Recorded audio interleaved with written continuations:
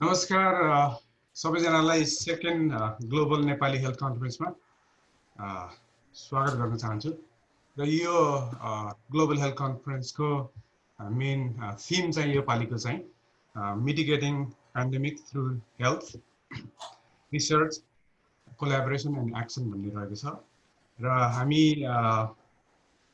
मेरो नाम चाहिँ डाक्टर लक्ष्मण पोखरेल म ट्रेनिङले चाहिँ रेडियोलोजिस्ट र इन्टर्नल मेडिसिन स्पेसलिस्ट र अहिले चाहिँ अमेरिकाको नर्थ क्यारोलिना राज्यको हाई पोइन्ट सिटीमा एउटा चाहिँ टर्सरी हस्पिटलमा काम गर्छु इन्टर्नल मेडिसिनको हस्पिटलिस्ट डिभिजनमा काम गर्छु र हामीसँग अरू हस्पिटल्सहरू पनि आज हुनुहुन्छ र चाहिँ आज मेरो रोल चाहिँ यो वेबिनारको मोडरेट गर्ने रोल छ र हामीसँग अहिले लगभग सबै स्पिकर्सहरू आइसक्नु भएको छ एकजना बाहेक र we have speakers from all over the world basically र उहाँहरू डिफ्रेन्ट स्पेसिलिटीमा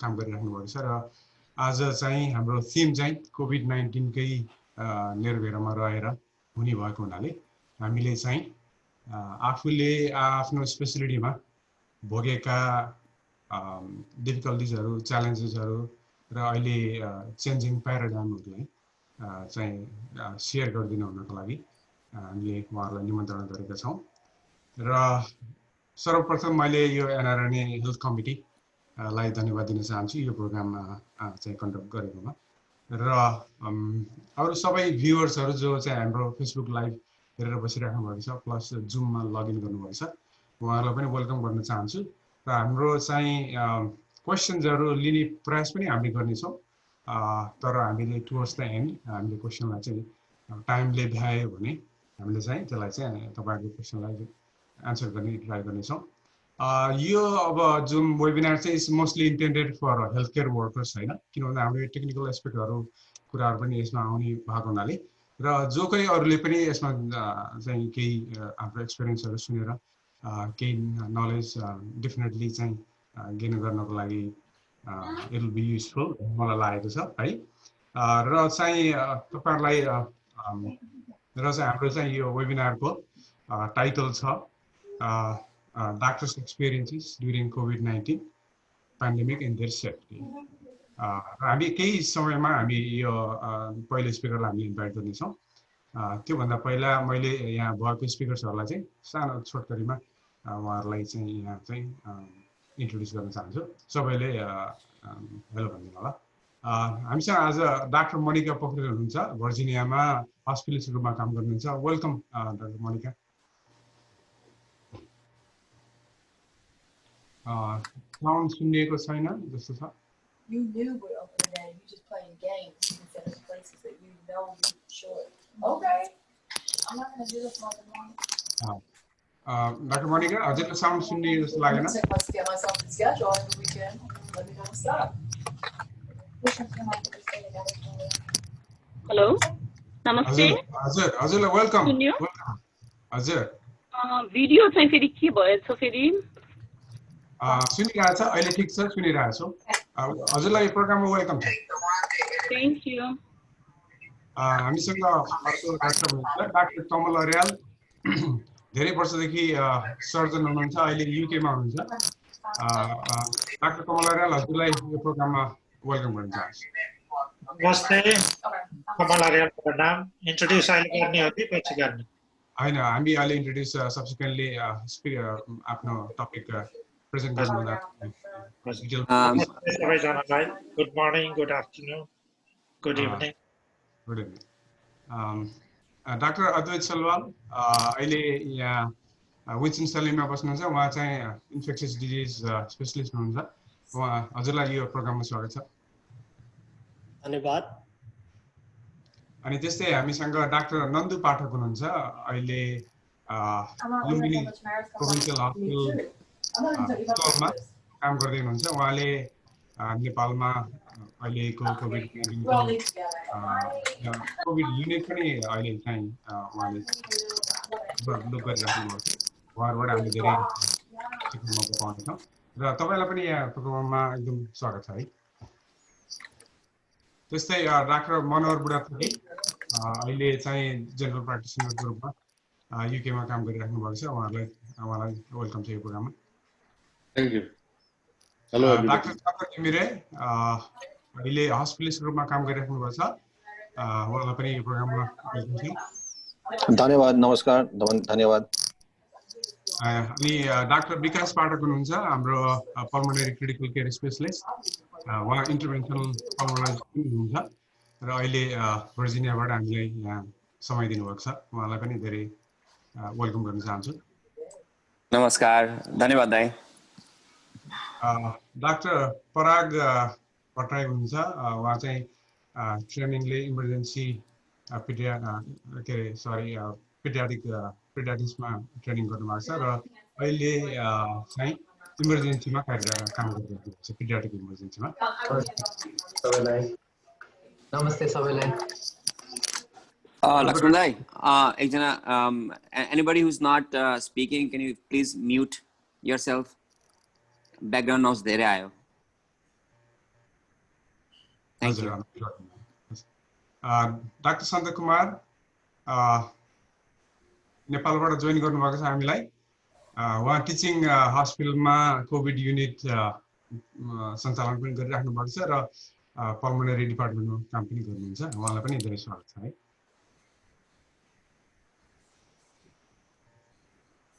मैले कसलाई छुटाएँ अरू? डाक्टर सन्त हजुरको म्युट छ है, त्यो चाहिँ ख्याल गर्नु होला। अहिले चाहिँ आफूले नबोल्दा चाहिँ प्लिज म्युट गरिदिनु होला, किनभने ब्याकग्राउन्ड नोइज कम आओस् भनेर। र चाहिँ हामीसँग अब आई थिङ्क हामीले सुरु गर्नुपर्छ होला, किनभने हामीसँग धेरै स्पिकर्सहरू पनि हुनुहुन्छ है।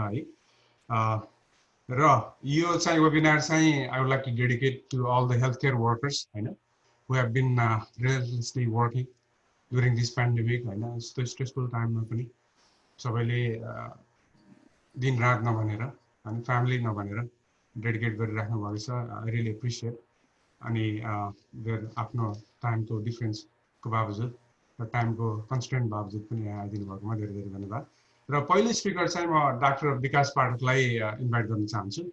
हामीले अब कोभिड-19 को बारेमा धेरै वेबिनार्सहरू पहिला होइन धेरै डिफ्रेन्ट सोर्सेसहरूबाट पनि भइरहेको छ र सुनिसकेका पनि छौँ। त्यसले गर्दाखेरि I don't want talk about it too much, तर हामी चाहिँ let's go to the topic and share our experiences in our respective fields होइन। त्यसले गर्दाखेरि डाक्टर विकास पाठक हजुरलाई यो फ्लोर हस्तान्तरण गर्न चाहन्छु। Please introduce yourself, please include होइन कहाँ काम गरिराख्नु भएको छ, आफ्नो एक्सपिरियन्स, आफ्नो एक्सपर्टिज अनि एरियाज अफ इन्ट्रेस्ट र कति वर्षदेखि काम गरिराख्नु भएको छ, प्लस चाहिँ नेपालमा कहाँ हो हजुरको घर होइन, अलिकति इन्ट्रोड्युस दिएर आफ्नो पल्मोनरी क्रिटिकल केयरको स्पेसलिटीमा हजुरले जुन सिफ्टिङ प्याराडाइम पाउनु भएको छ पहिलादेखि अहिलेसम्ममा त्यसको बारेमा बताइदिनु होला।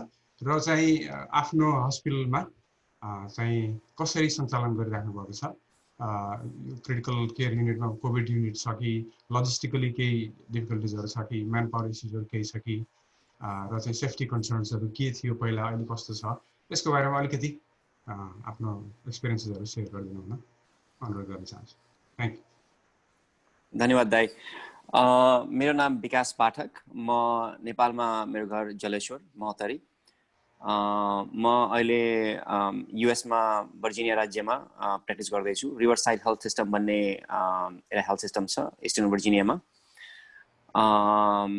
I serve as a medical director of the pulmonary and critical care medicine.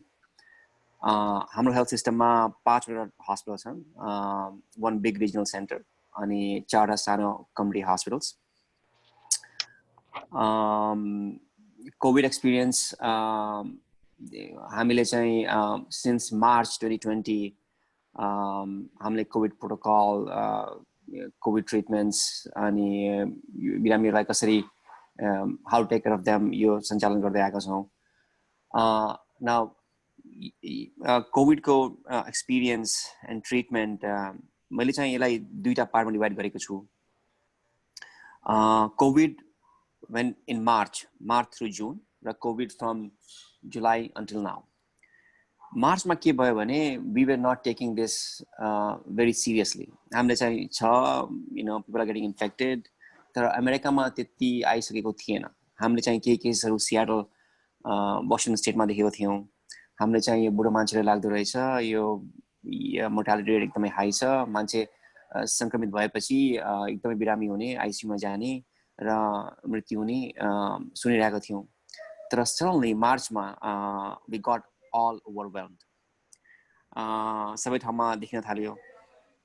सबभन्दा इम्पोर्टेन्ट कुरा के भयो भन्दाखेरि टेस्टिङ ओभरवेल्म भयो. अब बिरामी खोकी अथवा ज्वरो ल्याउँथे, सास फेर्न गाह्रो भयो भन्थे. अनि तर टेस्टिङ चाहिँ त्यति इजिली अवेलेबल थिएन. टेस्टिङ गरे पनि एक हप्ता जति लाग्थ्यो आउन. अनि पेसेन्टलाई कहाँ राख्ने, पेसेन्टलाई चाहिँ कोभिड छ कि, पेसेन्टलाई चाहिँ फ्लू छ कि, पेसेन्टलाई अर्को निमोनिया छ कि, त्यो पत्ता लगाउन एकदमै गाह्रो हुन्थ्यो. हामीले त्यो बिरामीहरूलाई एन्टिबायोटिक दिएर नर्मल निमोनिया नै हो जस्तो ट्रिट गर्थ्यौँ. अनि यिनीहरूलाई आइसोलेट पनि गर्थ्यौँ. तर लाइक आई सेड एक हप्ता लागिहाल्थ्यो रिजल्ट्स आउनलाई. There was a big problem त्यो आइसियुमा पर्टिकुलरली. अर्को कुरा के थियो भने म्यान पावर सबैजना डराएका थिए.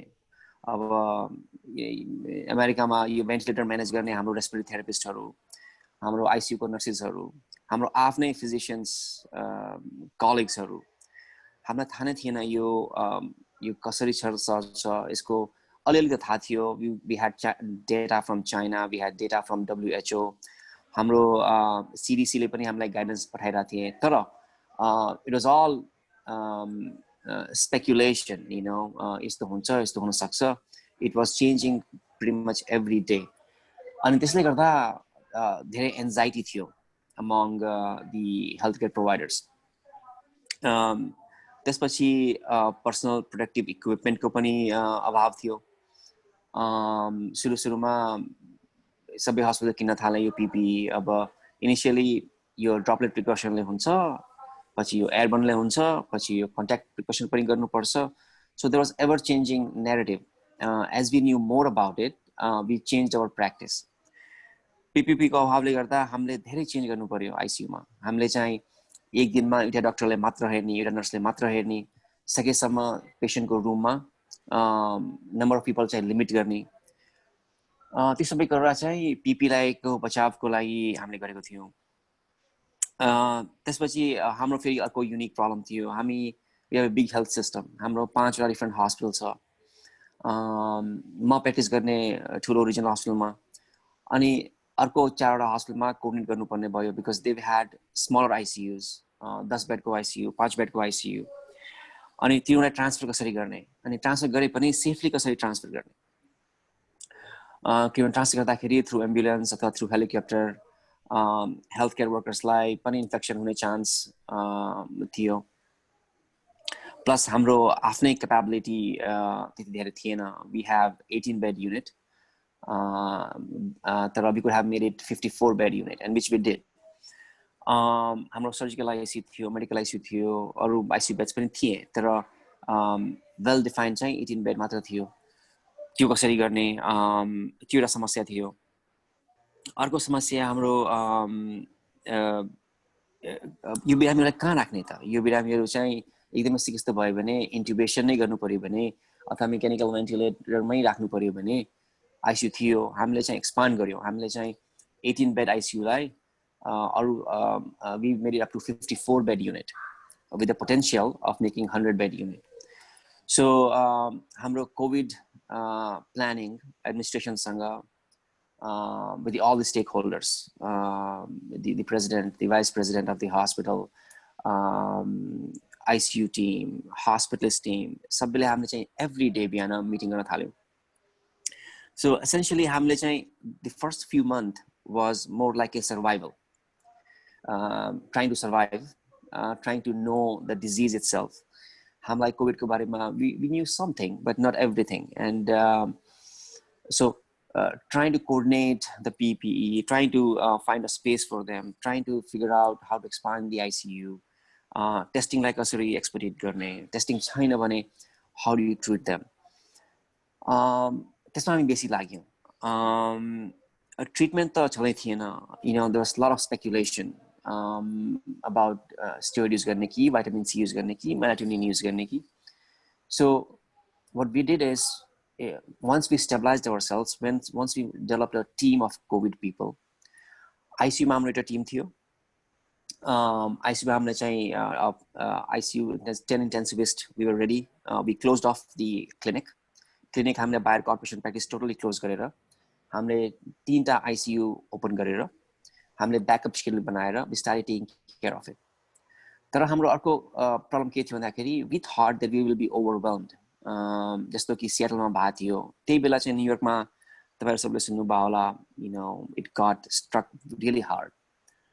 अनि त्यसपछि हामीले हाम्रो hospitalist colleague, non-intensivist colleaguहरूलाई train गर्न थाल्यौं कि just in case if these patients are intubated, if they are on mechanical ventilation, we need bodies to treat this patient.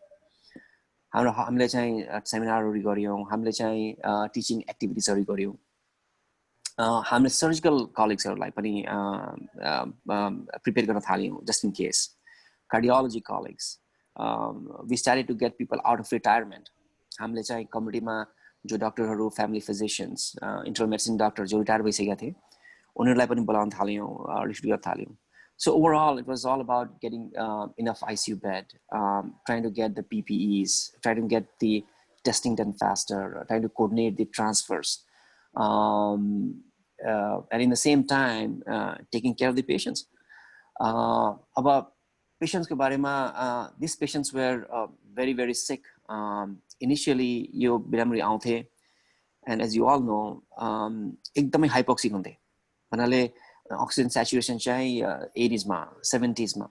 फरी पार्ट के हुन्थ्यो भन्दाखेरि यो बिरामीहरुलाई सास फेर्न त्यति गाह्रो हुन्थेन. यिनीहरुलाई ज्वरो हुन्थ्यो, यिनीहरुलाई खोकी हुन्थ्यो, तर यिनीहरुलाई सास फेर्न गाह्रो नहुने भए पनि oxygen saturation एकदमै low 70s मा 80s मा. Now we had never seen something like that in pulmonary world for quite some time. Most of our patients हामीले चाहिँ जसको oxygen यति low हुन्थ्यो, they were short of breath. अब हामीलाई यसलाई के गर्ने थाहा हुन्थेन. We were all worried. So initially, what we started to do is, and what everybody did in the country, in US, हामीले यिनीहरुलाई intubate गर्न थाल्यौं. हामीले चाहिँ ओहो oxygen एकदम कम छ, यो त 60% 70%, यो बिरामी is not going to do well. हामीले यिनीहरुलाई भेन्टिलेटरमा राख्न थाल्यौं. And that's how we got ICU overwhelmed. अब हामीले एउटा कोभिड युनिट पनि खोलेका थियौं जहाँ कि more stable patients, जहाँ कि oxygen अलिअलि अक्सिजन दिएर पनि 2 liters 4 liters 6 liters 8 liters oxygen दिएर पनि पेशेन्ट स्टेबल छ भने इन्ट्युबेसन गर्नु पर्दैन भने हामीले एउटा separate covid unit by the side of ICU खोलिराखेका थियौं. It had about 36 bed capacity. अनि यो आइसियु चाहिँ यो नन आइसियु कोभिड युनिट चाहिँ हाम्रो हस्पिटलिस्ट कलिगहरुले म्यानेज गरिरहेका थिए. तर अर्ली अन हामीले यति हाइपोक्सिया देखेपछि we started to intubate the patients. हामीले यिनीहरुलाई ल यो त अक्सिजन एकदमै कम भयो, अब यो इन्ट्युबेसन गर्नु पर्यो, आइसियुमा राख्न थाले. तर हामीले के देख्यौं भने इन्ट्युबेटेड गरेपछि यिनीहरुको आउटकम चाहिँ राम्रो भएन. भन्नाले about 60% 60 to 80% अब तपाईले न्युयोर्कको डाटा पनि हेर्नुभयो. अनि हाम्रो अदर हेल्थ सिस्टम एमआरई मा अन्य ठाउँमा हामीले के देख्यौं भन्दाखेरि 60 to 80% बिरामी जो कि इन्ट्युबेट भयो, they did not make it. Manale, they died.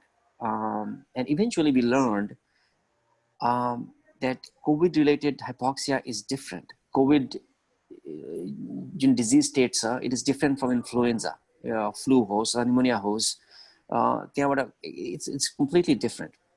यहाँसम्म कि यिनीहरुलाई भेन्टिलेटरमा राखेपछि पनि we had to keep them for longer than any other disease-related ARDS. जस्तो कि इन्फ्लुएन्जाले पनि यस्तो हाइपोक्सिया गराउन सक्छ, अरु निमोनियाले पनि गराउन सक्छ. तर यिनीहरुलाई चाहिँ विदिन 10 days 10 to 14 days हामीले चाहिँ एक्सट्युबेट गरेर भेन्टिलेटरबाट बाहिर निकालेर अनि बचाउँथ्यौं, most of them 80% of them. तर यो इट वाज डिफरेन्ट. यो कोभिड को बिरामीहरुलाई एकदमै हाइपोक्सिया भएपछि, एकदमै निमोनिया भएपछि, एकदम ARDS मा गइसकेपछि they tend to stay on the ventilator longer and their outcome was poor. त्यो हुँदाखेरि हामीले के रियलाइज गर्यौं भन्दाखेरि we don't have to intubate this patient. हामीले चाहिँ इन्ट्युबेसन भन्दा पहिला अथवा मेकानिकल भेन्टिलेसन भन्दा पहिला के गर्न सकिन्छ त्यसमा फोकस गर्न थाल्यौँ. Now by this time we had figured out the manpower, we had figured out the COVID unit, we had figured out college staff garcha यो बिरामीलाई कसरी ल्याउने. Now the focus was on how to make sure कि यिनीहरू ICU मा नआओस्. त्यो गर्दाखेरि हामीले क्लिनिकल प्रोटोकल टिम बनायौँ. अनि एभ्री विक नयाँ डाटा आइरहेको थियो, जस्तो कि यिनीहरूलाई डिभिटी प्रोफाइलेक्सिस दिने कि नदिने, यिनीहरूलाई एन्टिकोएगुलेसन गराउने कि नगराउने, यिनीहरूलाई अर्ली इन्ट्युबेसन गर्ने कि नगर्ने. सो फोकस त्यहाँ शिफ्ट भयो. त्यो फोकस शिफ्ट गर्दाखेरि हामीले के देख्यौँ भन्दाखेरि यिनीहरूलाई इन्ट्युबेट गर्नु पर्दैन अनलेस यिनीहरू सास फेर्न एकदमै गाह्रो भइरहेछ भने. If they are breathing 35 times a minute 40 times a minute impending respiratory arrest नै भइरहेछ भने मात्र इन्ट्युबेट गर्ने. तर हाइपोक्सिया मात्र हेरेर यिनीहरूलाई मेकानिकल भेन्टिलेसनमा राख्नु पर्दैन भन्ने हामीले बुझ्यौँ. त्यो गर्दाखेरि I think we did really well. हामीले चाहिँ क्लिनिकल प्रोटोकल बनायौँ. हामीले चाहिँ अक्सिजन कति राख्ने 2 लिटर्स 4 लिटर्स 6 लिटर्स 8 लिटर्स. अनि बिरामीले 8 लिटरसम्म अक्सिजन दिएर पनि अक्सिजन इम्प्रुभ भएन भने के गर्ने, बाइपाप युज गर्ने कि 100% नन रिपिटर युज गर्ने कि हाई फ्लो युज गर्ने कि. त्यो थर्ड स्टेप भयो. त्यसले पनि भएन भने नेक्स्ट के गर्ने हो. अरू कुरा हामीले के गर्यौँ भन्दाखेरि हामीले चाहिँ we started to accept low oxygen saturation as a new norm. भन्नाले अब नर्मली हामीले 90s मा भयो भने we feel better as a doctor. तर हामीले के देख्यौँ भन्दाखेरि even if they were in low 80s, त्यो लो 80s मा बिरामीलाई चाहिँ हार्म गरेन त्यो लो हाइपोक्सियाले. So we started to accept that as a new norm. So त्यो चेन्ज गर्यौँ हामीले. त्यही बेला हाइड्रोक्सिक्लोरोक्विन, तपाईँको एजिथ्रोमाइसिनको डाटाहरू आउन थाल्यो. So we started to use those medications. हामीलाई जे डाटा थियो we started to use them. So we started to accept low oxygen state as a new norm. We started to use protocolized macrolide hydroxychloroquine as a treatment. Early proning. हामीले चाहिँ awake बिरामीहरूमा पनि proning भनेको घोप्रो सुत्ने, पेटमा सुत्ने, अनि त्यसले oxygen improve हुन्छ भन्ने केस स्टडीले गर्दा हामीले बिरामीलाई त्यो गर्न थाल्यौँ. त्यो एउटा फेज भयो. एन्ड त्यो गरेपछि we saw that delaying intubation actually helped us. एउटा कुरा त हामीले आफ्नो ICU लाई ओभरवेल्म गरेनौँ. अरू कुरा चाहिँ intubation नभएपछि the patients who were non-intubated had a better outcome. So things started to improve. अनि we got lucky. In the middle of May, हाम्रो चाहिँ state of Virginia had a mandate about using 6-week distance, face masking. अनि lockdown भएपछि the cases started to go down. And in the meantime, other studies came out about other treatments. We started doing those. So those were second phase. And we started to do better. And अरू कुरा के भयो भन्दाखेरि टेस्टिङको time पनि कम भयो. So from 7 days, now we started to get the results within 3 days. So that helped a lot. त्यसैले हामीलाई चाहिँ पेशेन्टलाई आइसोलेट गर्न अथवा आइसोलेट बाहिर निकाल्न, ट्रिटमेन्ट गर्न, our staff started to get better. And it was a flow develop, and that helped us a lot. So that was somewhere around May or June. Now let's talk about June and now. We are in a much better state. We know a lot, if not everything, about COVID infection. How you communicable छ, you कसरी सर्छ भन्ने हामीले थाहा पायौँ. यो ड्रपलेटले सर्छ, airborne अथवा we did the process. We know that mask helps. We know that 6 feet distance helps. Everything is protocolized now. We have more medications. We know that hydroxychloroquine help garena. We know vitamin C. We know medication did not help. And in the meantime, we got results from remdesivir trial. We got results from the convalescent plasma trial. We got recovery trial from UK for using steroids. So we now have some medications that we can use that may alter the outcome. We know how to manage them when they come through the door, through the ED. We know what to expect when the patients are in the COVID unit. We know when to intubate them. And we know what to tell to the family. पहिला त हामीलाई थाहा नै थिएन बिरामीको family के भन्ने, outcome के हुन्छ, के हुँदैन. We're seeing a lot of people die. तर अब हामीले चाहिँ यो क्लिनिकल ट्रेजेक्टोरी कता जान्छ, कुन ब्लड वर्क कुन मार्करले हामीलाई यो which way the patient is headed, oxygen requirement कस्तो भइराछ, patient को work of breathing कस्तो भइराछ, कुन treatment available छ. So we are in a much better state. We are much comfortable. हाम्रो अरू कलिग्सहरू जस्तो कि हाम्रो रेस्पिरेटरी थेरापिस्टहरू, हाम्रो nursing staffहरू, हाम्रो physician colleaguesहरू, we are much more comfortable using the PPE. We are much more comfortable taking care of them. We are much more comfortable talking about prognosis in the treatment. And prognosis and treatment पनि important छ किनभने we have few patients who have who are in 80s and 90s अनि मलाई थाहा छ कि covid infection लागेपछि अनि मल्टिपल अदर कोमोर्बिडिटी भएपछि जस्तो कि हाइपरटेन्सन छ, डायबिटिज छ, रिनल फेलियर छ, they are bed bound in the nursing home. उहाँलाई कोभिड इन्फेक्सन लागेपछि the chances that they will not make it out of the hospital is very high, about 90% or more. त्यस्तो गर्दाखेरि हामीले पहिलेदेखि नै family discussion गर्न थाल्यौँ, हामीले चाहिँ palliative care लाई इन्भल्भ गर्न थाल्यौँ. And we focus more on a better goal of care, you know, instead of starting intubating everybody. We identified few patients who would rather be more comfortable than go through the entire process of getting intubated, getting in the ICU, getting into respiratory arrest, getting into cardiac arrest, and eventually die. And in some of our patients, those were not good choices. So in all, I think we are in a much better state. We have learned a lot. We have tried to focus more on the specific goals of care. We have few medications that may alter the outcome. We have started to involve the family members, the palliative care team in the discussion about the care. And I think COVID for now, rest of the year, and I hope, and I'm sure better part of the next year, it's here to stay. So that's where we have been. So I think with that, I think my 10 minute is up. Dr. Vikas हजुरलाई धेरै thank you भन्न चाहन्छु. It's a great insight into the whole situation. पहिलादेखिको अहिलेसम्म निकै राम्रो summary गर्नुभयो. I think it's an eye opener. I know. I mean, we have learned a lot. Still a lot of things to be learned. र चाहिँ यही परिप्रेक्षमा हजुरहरु इन्टरभेन्सनल पल्मोनोलोजिस्ट पनि हुनुहुन्छ.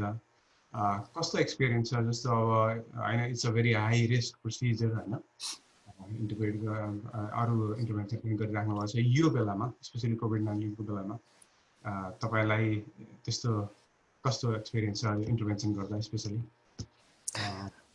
Thank you, Dai. Interventional as intervention pulmonologist Dai हाम्रो हामीले चाहिँ bronchoscopy गर्न अलि गाह्रो भयो बिरामीहरुलाई. हाम्रो के भन्दाखेरि धेरै जस्तो बिरामीहरु अब कफ, फिभर, शर्टनेस अफ ब्रेथ हजुरलाई थाहा छ एकदमै नन स्पेसिफिक सिम्पटम छ. अनि हाम्रो कतिपय बिरामीहरुलाई लङ क्यान्सर हुन्थ्यो अनि यिनीहरुलाई चाहिँ ब्रोन्कोस्कोपी गर्नुपर्ने. अनि ब्रोन्कोस्कोपी गर्न गाह्रो भयो किन भन्दाखेरि यो बिरामीहरु ओआर मा लानु पर्यो अथवा एन्डोस्कोपीमा लानु पर्यो. यिनीहरुलाई सिडेट गर्नु पर्यो अनि इन्ट्युबेट गर्नु पर्यो प्रोसिजरको लागि. अनि त्यो सुरुमा मार्च अप्रिलमा एकदमै समस्या थियो किनभने सबै मान्छे डराइरहेथे किनभने इन्ट्युबेट गर्दाखेरि एरोजोलाइजेसन हुन्थ्यो. इन्ट्युबेट गर्यो, एरोजोलाइज गर्यो अनि प्लस हामीले त पेशेन्टको हेड एन्डतिर बसेर प्रोसिजर गर्नुपर्ने अनि पेशेन्टलाई कोभिड छ भने के गर्ने सर्ने चान्सेस एकदम हाई भयो. इनिशियली समस्या थियो दाइ तर हामीले चाहिँ यसको पनि प्रोटोकल बनायौं. हामीले चाहिँ सिम्पल स्ट्रेट फरवर्ड लङ क्यान्सरको बिरामी छ भने we did not require them to get COVID testing. तर अरु सकेसम्म हामीले चाहिँ ब्रोन्कोस्कोपी नगर्ने if at all possible भन्ने नियम बनायौं. गर्ने पर्यो भने पेशेन्टको दुईटा कोभिड टेस्टिङ नेगेटिभ भएपछि within last few days हामीले ल्याउने अनि प्रोसिजर गर्ने भन्ने प्लान गर्यौं. Thankfully lung cancer को बिरामी चाहिँ did not suffer as much because we were pretty straightforward कि हैन these patients need help. अर्को एउटा के भन्न चाहन्छु भने म ट्रेकियोस्टोमी हामीले पहिला चाहिँ धेरै ट्रेकियोस्टोमीहरु गर्थ्यौं आईसीयू मा. Patients who were on the ventilator for 10 to 14 days and who were expected to have a better life and better outcome हामीले उनीहरुलाई ट्रेक गर्थ्यौं. तर कोभिड को बिरामीलाई कसरी ट्रेक गर्ने के प्रिकसन्स गर्ने we required at least 3 people in the room to trach डर के थियो भने दाइ एरोजलाइजेसन एकदमै हुन्छ किनभने they were on the ventilator अनि you open the neck up यो हावा आउन थाल्छ and you are right there डाटाहरू थिएन but what we did is हामीले त्यसको पनि प्रोटोकल बनायौँ अनि we required everybody to wear N95. We required everybody to take appropriate precaution, and we had to do it. You know, there was no other options. We cannot have the patients on the ventilator for several weeks. And we have at least done over, I would say, at least over 10 people that we had trached so far, maybe more. Mero matra experience by my other colleagues, and we have been so far lucky. We take all the precautions, N95. We done everything required in PPE. And we have started to, deal with these patients in the same way as any other patients with aerosolization. भनौँ न जस्तो कि टिबीको बिरामी हुन्छन् अथवा निमोनियाको बिरामी हुन्छन् इन्फ्लुएन्जाको बिरामी हामीले यही प्रिकसन लिन्थ्यौँ होला so we are taking the precautions and we are just getting along. All right, thank you Dr. Vikas for your valuable time and experience sharing. अब नेक्स्ट स्पिकर चाहिँ डाक्टर अद्वैत सिलवाललाई इन्भाइट गर्न चाहन्छु उहाँ इन्फेक्सियस डिजिज स्पेशलिस्ट हुनुहुन्छ plus introduce गर्नु होला doctor अद्वैत आफूले कहाँ काम गरिराख्नु भएछ कति वर्ष भयो काम गर्न लागेको अनि हैन स्पेशलिटी आफ्नो अनि नेपालमा घर कहाँ अलिकति समयमा त्यो इन्ट्रोड्युस गरेर अनि please proceed with your slides if you want to show the slides after that अनि क्वेसन चाहिँ हजुरलाई पनि यस्तै एक्सपिरियन्स सम्बन्धी नै हो प्लस तपाईको स्पेशलिटीको हिसाबले हामीले कोभिड-19 को बारेमा पनि अलिकति बढी इन्फर्मेसन चाहिँ रिक्याप्सुलेट गर्ने मौका पनि पाउनेछौँ plus if you can focus on the treatment हामीसँग अहिले भएको ट्रिटमेन्ट मोडालिटीहरू स्पेसली एन्टिभाइरल्स हैन कन्भलेसन प्लाज्मा र चाहिँ त्यसको बारेमा पनि अलिकति चाहिँ लाइट सेयर गरिदिनु होला भनेर भन्न चाहन्छु र please go ahead doctor thank you doctor Pokharel म अद्वैत सिलवाल म नेपालमा घर काठमाडौँ यहाँ अमेरिकामा नर्थ क्यारोलाइना राज्यको विन्सन-सेलममा बस्छु र काम चाहिँ यहीँको एउटा टर्सरी केयर सेन्टर छ रिफरल सेन्टर हो नभान्ट हेल्थ ट्रेनिङ चाहिँ वेक फरेस्ट युनिभर्सिटीबाट गरेको हो अब एक्सपिरियन्सको कुरा गर्नुपर्दा अब डाक्टर पाठकले भन्नुभयो जस्तै धेरै कुराहरू मिल्दोजुल्दो छ सुरुमा धेरै कन्फ्युजन थियो के गर्ने के नगर्ने अब अमेरिकामा मार्च अप्रिलको टाइममा जब यो बिस्तारै बढ्दै थियो त्यतिखेर धेरै कन्फ्युजन थियो हामीले देखेअनुसार अब चीनमा अलरेडी उनीहरू एकदमै जस्तो ह्याजम्याट गियर जस्तो लगाएर काम गरिरहेको थियो तर यहाँ चाहिँ हामी मास्क पनि लगाउने कि नलगाउने भन्ने विवादमा धेरै बेर अल्झेर बसिरहेको थियौँ त्यस्तो कुराहरूको गाह्रो थियो धेरै नै अब मैले अलिकति केही स्लाइडहरू बनाएको छु आफ्नो एक्सपिरियन्स अनि केही डाटाहरू सेयर गर्नको लागि डाक्टर पाठकले भनिसक्नु भएको कुराहरू मैले दोहोऱ्याइराख्नु परेन हाम्रो हेल्थ सिस्टमसँग पनि धेरै कुराहरू मिल्दोजुल्दो छ म चाहिँ यो स्क्रिन सेयर गरेर हजुरहरूलाई केही स्लाइड देखाउन चाहन्छु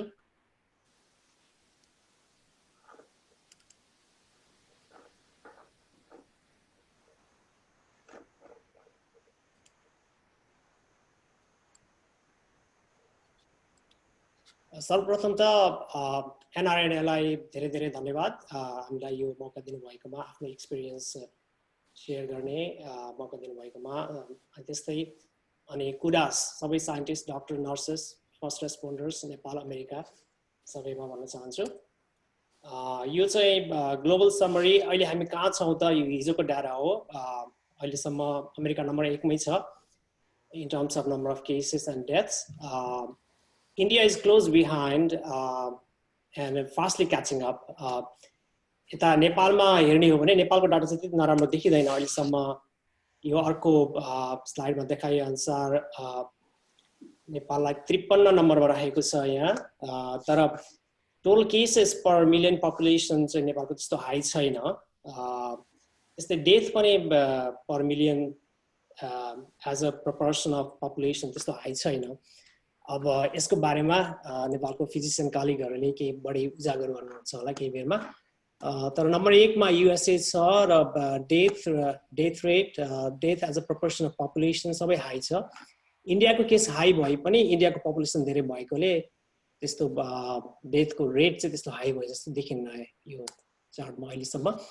अहिले हाम्रो प्यानलमा हुनुभएको धेरै जस्तो डाक्टरहरू नर्थ क्यारोलाइना भर्जिनियामा काम गर्नुहुन्छ र as you can see, every single county has been affected so far. North Carolina को विषयमा कुरा गर्नु पर्दा अहिलेसम्म close to 200,000 cases. तर graph हेर्दाखेरि, as you can see, March, April it started rising and it continued to rise until middle of July. And then there has been a gradual fall, but maybe it looks like it's plateauing now. It's the absolute number को विषयमा भन्नु पर्दाखेरि यता southeast United स्टेट्समा चाहिँ north क्यारोलाइनाको राम्रै absolute नम्बरको हिसाबमा close to 200,000 छ। साउथ क्यारोलाइना भर्जिनिया अलिक पपुलेसन कम छ, त्यसै भएर त्यहाँ अलिकति केस कम जस्तो देखिएको छ टोटल नम्बर अफ केसेस।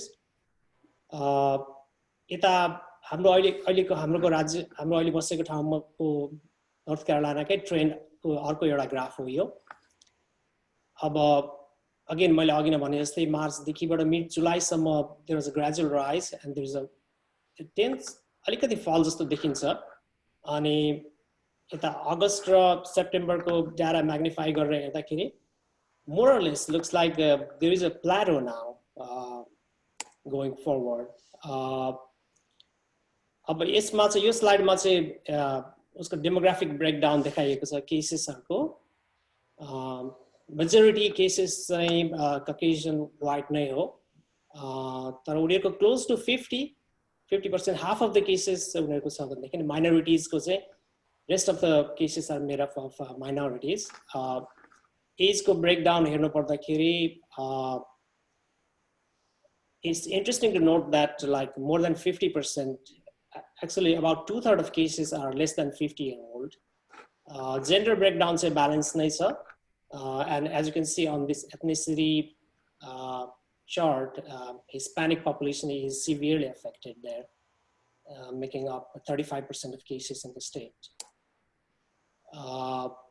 यो हेर्दाखेरि चाहिँ बढी थाहा हुन्छ कति अफेक्ट गरेको रहेछ रेस वाइज भन्दाखेरि नर्थ क्यारोलाइनाको पपुलेसनमा 70% Caucasian white छन् र बाकी 22% जति African American र बाकी minorities बाकी 10%.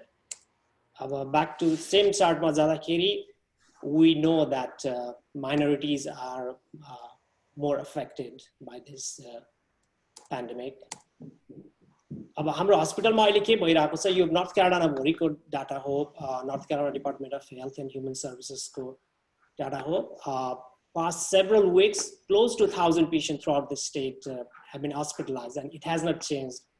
Although the total number of cases are going down in the community, so far we are yet to see any changes in the number of hospitalization. अब quick overview मात्र गर्छु, time को constraint छ, त्यसैले यो treatment को र अहिले हामीले के गरिरहेछौँ भन्ने कुराको चाहिँ quick overview मात्र गर्छौँ।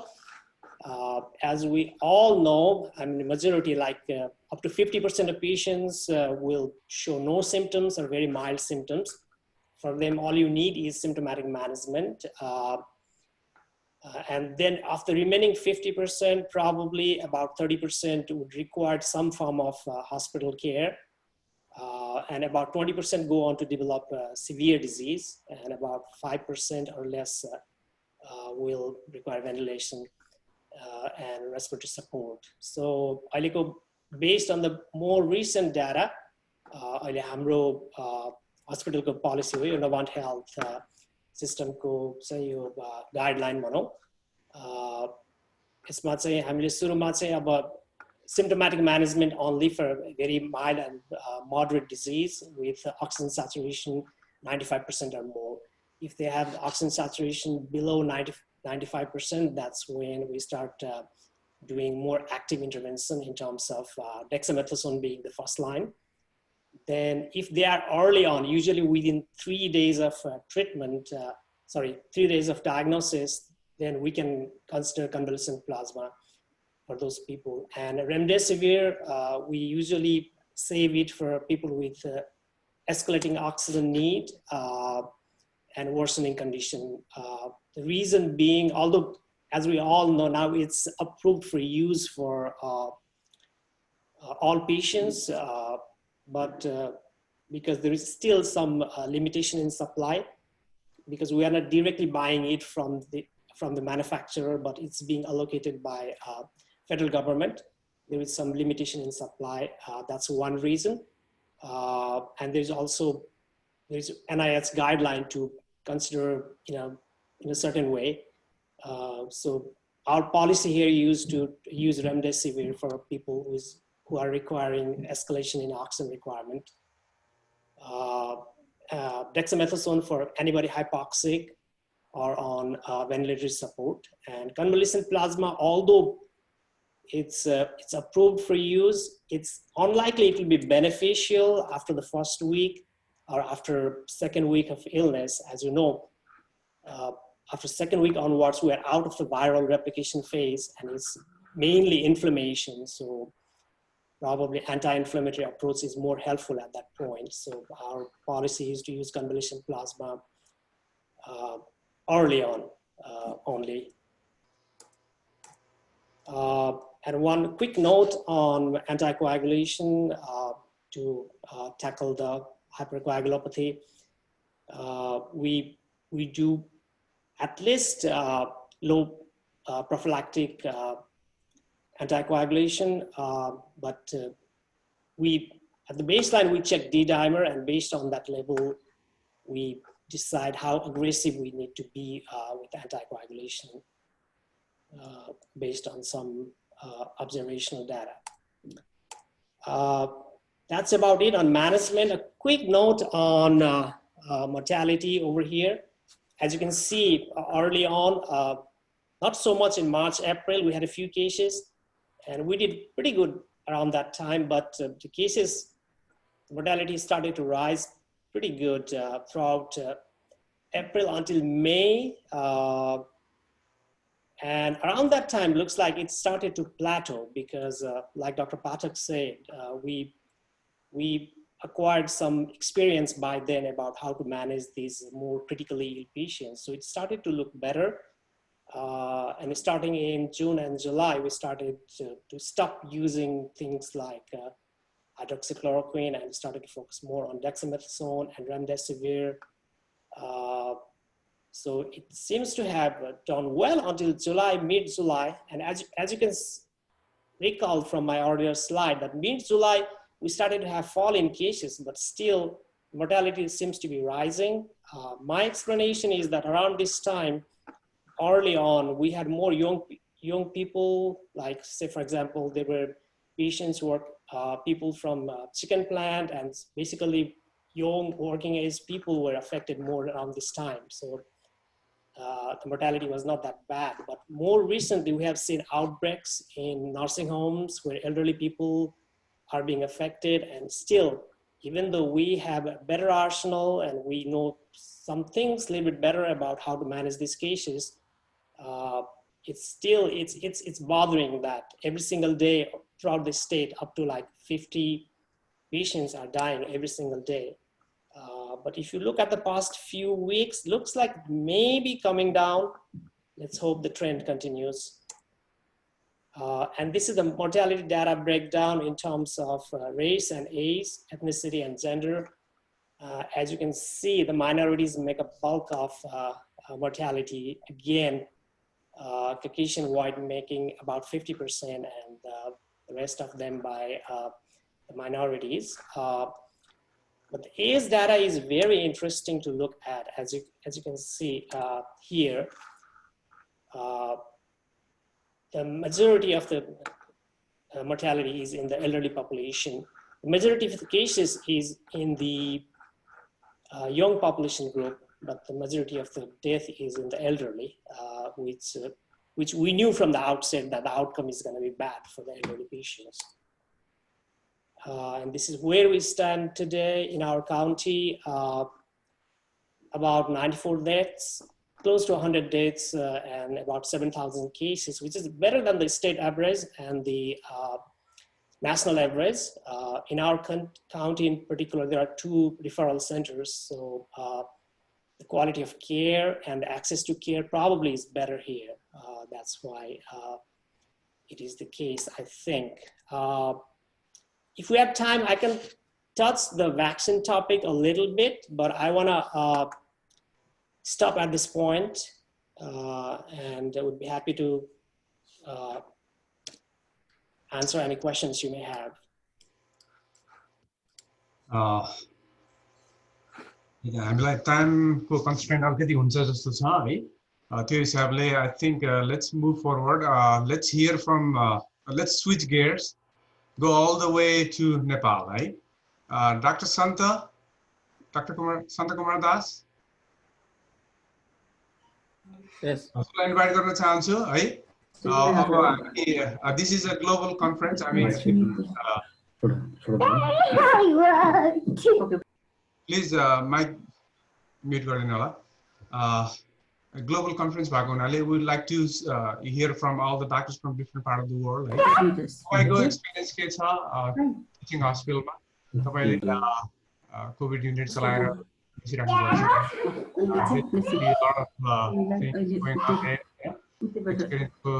छ. मेरो मोबाइल अफ गरिदिनु. नमस्कार सबैलाई. अनि आफ्नो इन्ट्रोडक्सन पनि दिनु होला प्लिज. म डाक्टर सन्त कुमार दास, अहिले पल्मोनोलोजी एन्ड क्रिटिकल केयर विभागको अहिले विभागीय प्रमुख सह प्राध्यापक र अहिले करेन्टली चाहिँ कोभिड म्यानेजमेन्ट कमिटी TUTH को संयोजक कोअर्डिनेटर. र सबभन्दा पहिला त म डाक्टर लक्ष्मणलाई धन्यवाद दिन चाहन्छु. उहाँ हाम्रो डाक्टर लक्ष्मण मेरो क्लासमेट पनि हो. धेरै पछि एउटै फोरममा बसेर वर्षौपछि यसरी कुरा गर्न पाइराखेका छौँ.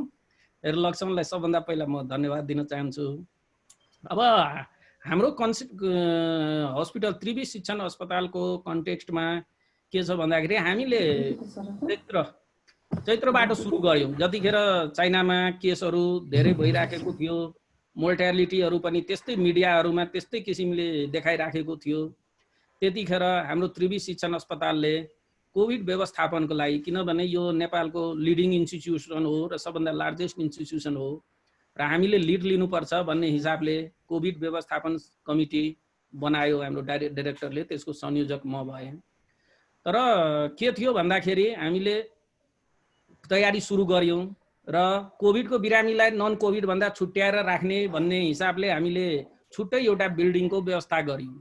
त्यही प्रिमिस भित्र दुईटा बिल्डिङको हामी व्यवस्था गर्यौं, कोभिड र नन कोभिड भनेर. र त्यो जुन बिल्डिङलाई हामीले कोभिड घोषणा गर्यो त्यहाँ पहिला हाम्रो अर्थोपेडिक र ENT विभागको सर्भिस चलिराखेको थियो. उहाँहरूलाई हामीले मेन बिल्डिङमा सारेर त्यहाँ व्यवस्था गर्यौं. त्यसपछि हामीले त्यो व्यवस्था गरिसकेपछि केसै आउँदैन. अनि पुरै तयारी गरेर बस्यो, केस आउँदैन भन्दाखेरि पछि त अब नेपालमा केस आउँदैन भनेर यहाँको जनमानसमै पनि त्यही आइसकेको थियो र सबैजना चाहिँ कसैले पनि अब कोरोनालाई लगभग बिर्सि नै सकेको थियो. त्यसपछि चाहिँ 2 महिनापछि, त्यसको 2 महिनापछि केसहरू चाहिँ देखिन थाल्यो. त्यसपछि अलिअलि सबैजना सजग भयो र हाम्रो फर्स्ट केस चाहिँ हामी त्यत्रो 1.5 महिनासम्म तयारी गरेर बस्दा पनि फर्स्ट केस यस्तो तरिकाले हाम्रो निस्कियो कि हामीले छुट्टा इमर्जेन्सीदेखि लिएर स्क्रिनिङदेखि लिएर covid emergency screening, covid emergency, covid ward, covid ICU र कोभिड ओटी सबै छुट्याएको थियौँ. तर फर्स्ट केस के भयो भन्दाखेरि 50औं दिनमा सुरु गरेको 50औं दिनमा हामीले फर्स्ट केस भेटायो र त्यत्रो तयारी गर्दै पनि फर्स्ट केस गएर जनरल वार्डमा भर्ना भइदियो कि नन कोभिड वार्डमा भर्ना भइदियो. कसरी भयो त्यसको आफ्नै छ. त्यस्तो तयारी गर्दै पनि भोलिपल्ट रिजल्ट आउँछ, रिपोर्ट आउँछ. त्यतिखेर हामीले एउटै ल्याब थियो हाम्रो national Nepal public health laboratory टेकुमा. त्यहाँबाट रिपोर्ट आउँछ, एकजना टिचिङबाट एकजना पठाएको स्याम्पल पठाएको मान्छेको पोजिटिभ आयो भनेर. 6 वर्षको बच्चा रहेछ. त्यसपछि त हस्पिटलमा त त्यो दिन त हाहाकार भयो. सबै डाक्टरहरू बाहिर निस्केछ, सब डिपार्टमेन्टहरू बन्द, सबजना एकदम तर्सेको अवस्थामा. किनभने जनरल वार्डमा गएर भर्ना छ, बच्चा पोजिटिभ आयो, के गर्ने? त्यो हिसाबले हामी पनि तयारी थिएनौँ. हामीले त सुरुदेखि स्क्रिनिङ गरेर एकातिर डाइभर्ट गरेर राख्ने हिसाबले बसेका थियौँ. यसपछि त त्यो व्यक्ति त्यो पेसेन्टलाई हामीले कोभिड वार्डमा सार्दाखेरि nobody was ready to transport the patient. हाम्रो न वार्ड एटेन्डेन्टदेखि लिएर न नर्सिङ स्टाफदेखि लिएर कोही पनि तयार थिएन. त्यसपछि हामी कोभिड व्यवस्थापन कमिटीको हामी साथीहरू आफै मिलेर बिरामीलाई लगेर हामीले कोभिड वार्डमा सार्यौँ. त्यो वार्डलाई सिल गर्यौँ र त्यहाँ भएको अरू बिरामीहरूलाई छुट्टै आइसोलेट गरेर 14 दिनसम्म अब्जर्भ गर्यौँ. त्यो पहिलो केसको अनुभव सुनाउँदाखेरि त्यसरी गरेर हामीले सुरुमा म्यानेज गर्यौं। त्यसपछि के आयो भन्दाखेरि हाम्रो एक्सपिरियन्समा पहिलो डेथ हुँदाखेरि त्यसपछि हामीले यतातिर त ट्र्याक भयो। पहिलो डेथ हुँदाखेरि हाम्रो मर्चुरीको स्टाफहरूले पनि लासलाई छुन नमान्ने, जबकि हामी सबैलाई ट्रेनिङ दिइसकेका थियौँ। लासलाई छुन नमान्ने, उठाउन नमान्ने। त्यसपछि हामी आफै बसेर उ गरेर 2-3 वटा केस गराएपछि अहिले चाहिँ ती प्रब्लमहरू छैन। र अहिले आएर हामीले चाहिँ कोभिड बिरामीको आइसियु बेड 15 बेडको अहिले हामी सञ्चालन गरिराखेका छौँ।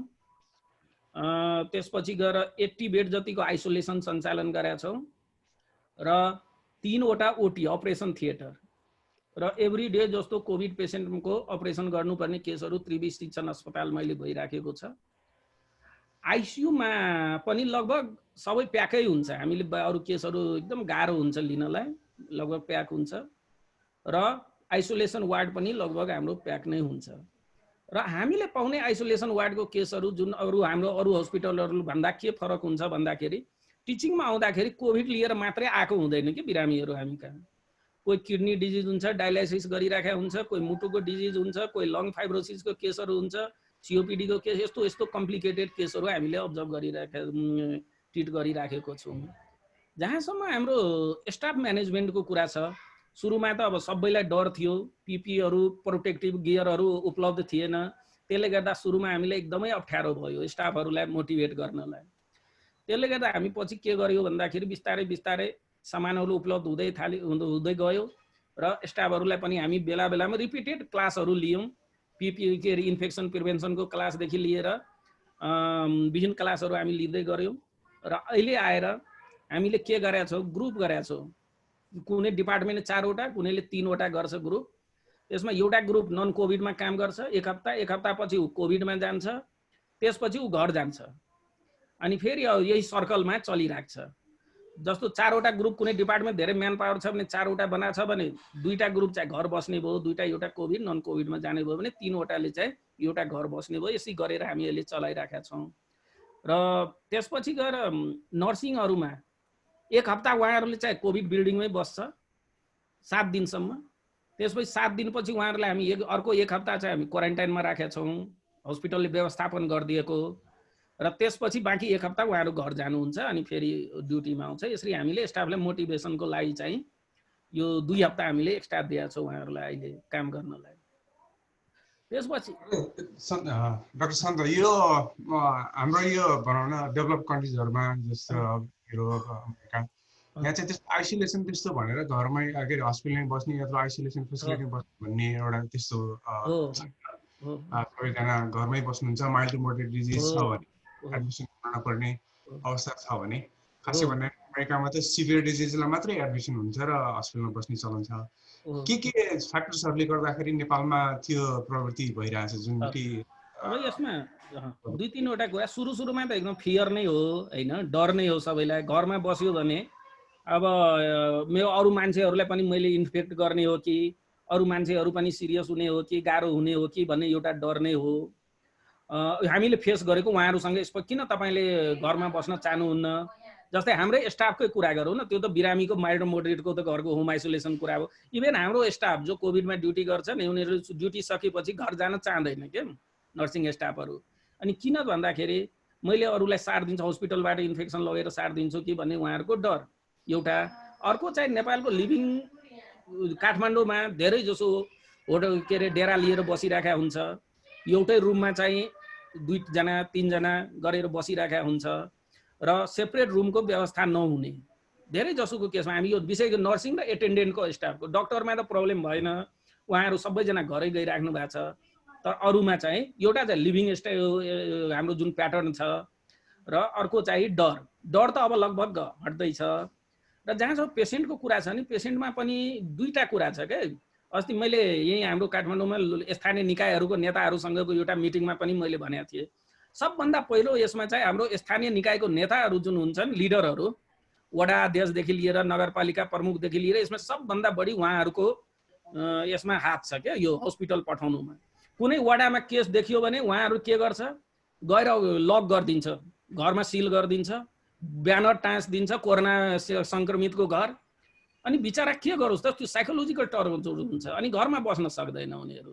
अनि के गर्छ, उनीहरू बारम्बार आएर त्यहाँ थर्काउँछ, तिमी हस्पिटल जाऊ, यहाँ बस्न पाउँदैन, हस्पिटल जाऊ भनेर थर्काउँछ। त्यहाँबाट लिडर जसले उहाँहरूलाई सम्झाउनु पर्ने, सम्झाएर घरमा राख्नुपर्ने त्यस्ता व्यक्तिहरूले यस्तो गरिरहेछ हैन।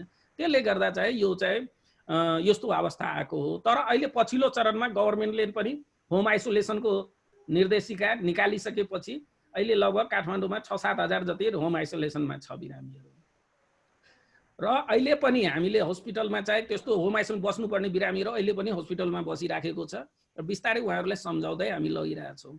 अब जहाँसम्म ट्रिटमेन्टको कुरा छ, हामीले अहिले गरिराखेको ट्रिटमेन्टहरूमा युजुअली सपोर्टिभ ट्रिटमेन्ट नै जुन अघि साथीहरूले भनिसक्नुभयो लगभग त्यही नै हो। आइसियूको सपोर्टिभ म्यानेजमेन्टदेखि लिएर सपोर्टिभ ट्रिटमेन्ट हो। एक्स्ट्रा ट्रिटमेन्टमा हामीले चाहिँ पनि अहिले क्लिक्सेनको जुन एन्टिकोगुलेसनको सेम जुन अघि देखाउनु भएको थियो हामीले त्यही फलो गर्छौँ। सिडिसीकै हामीले लगभग फलो गर्छौँ।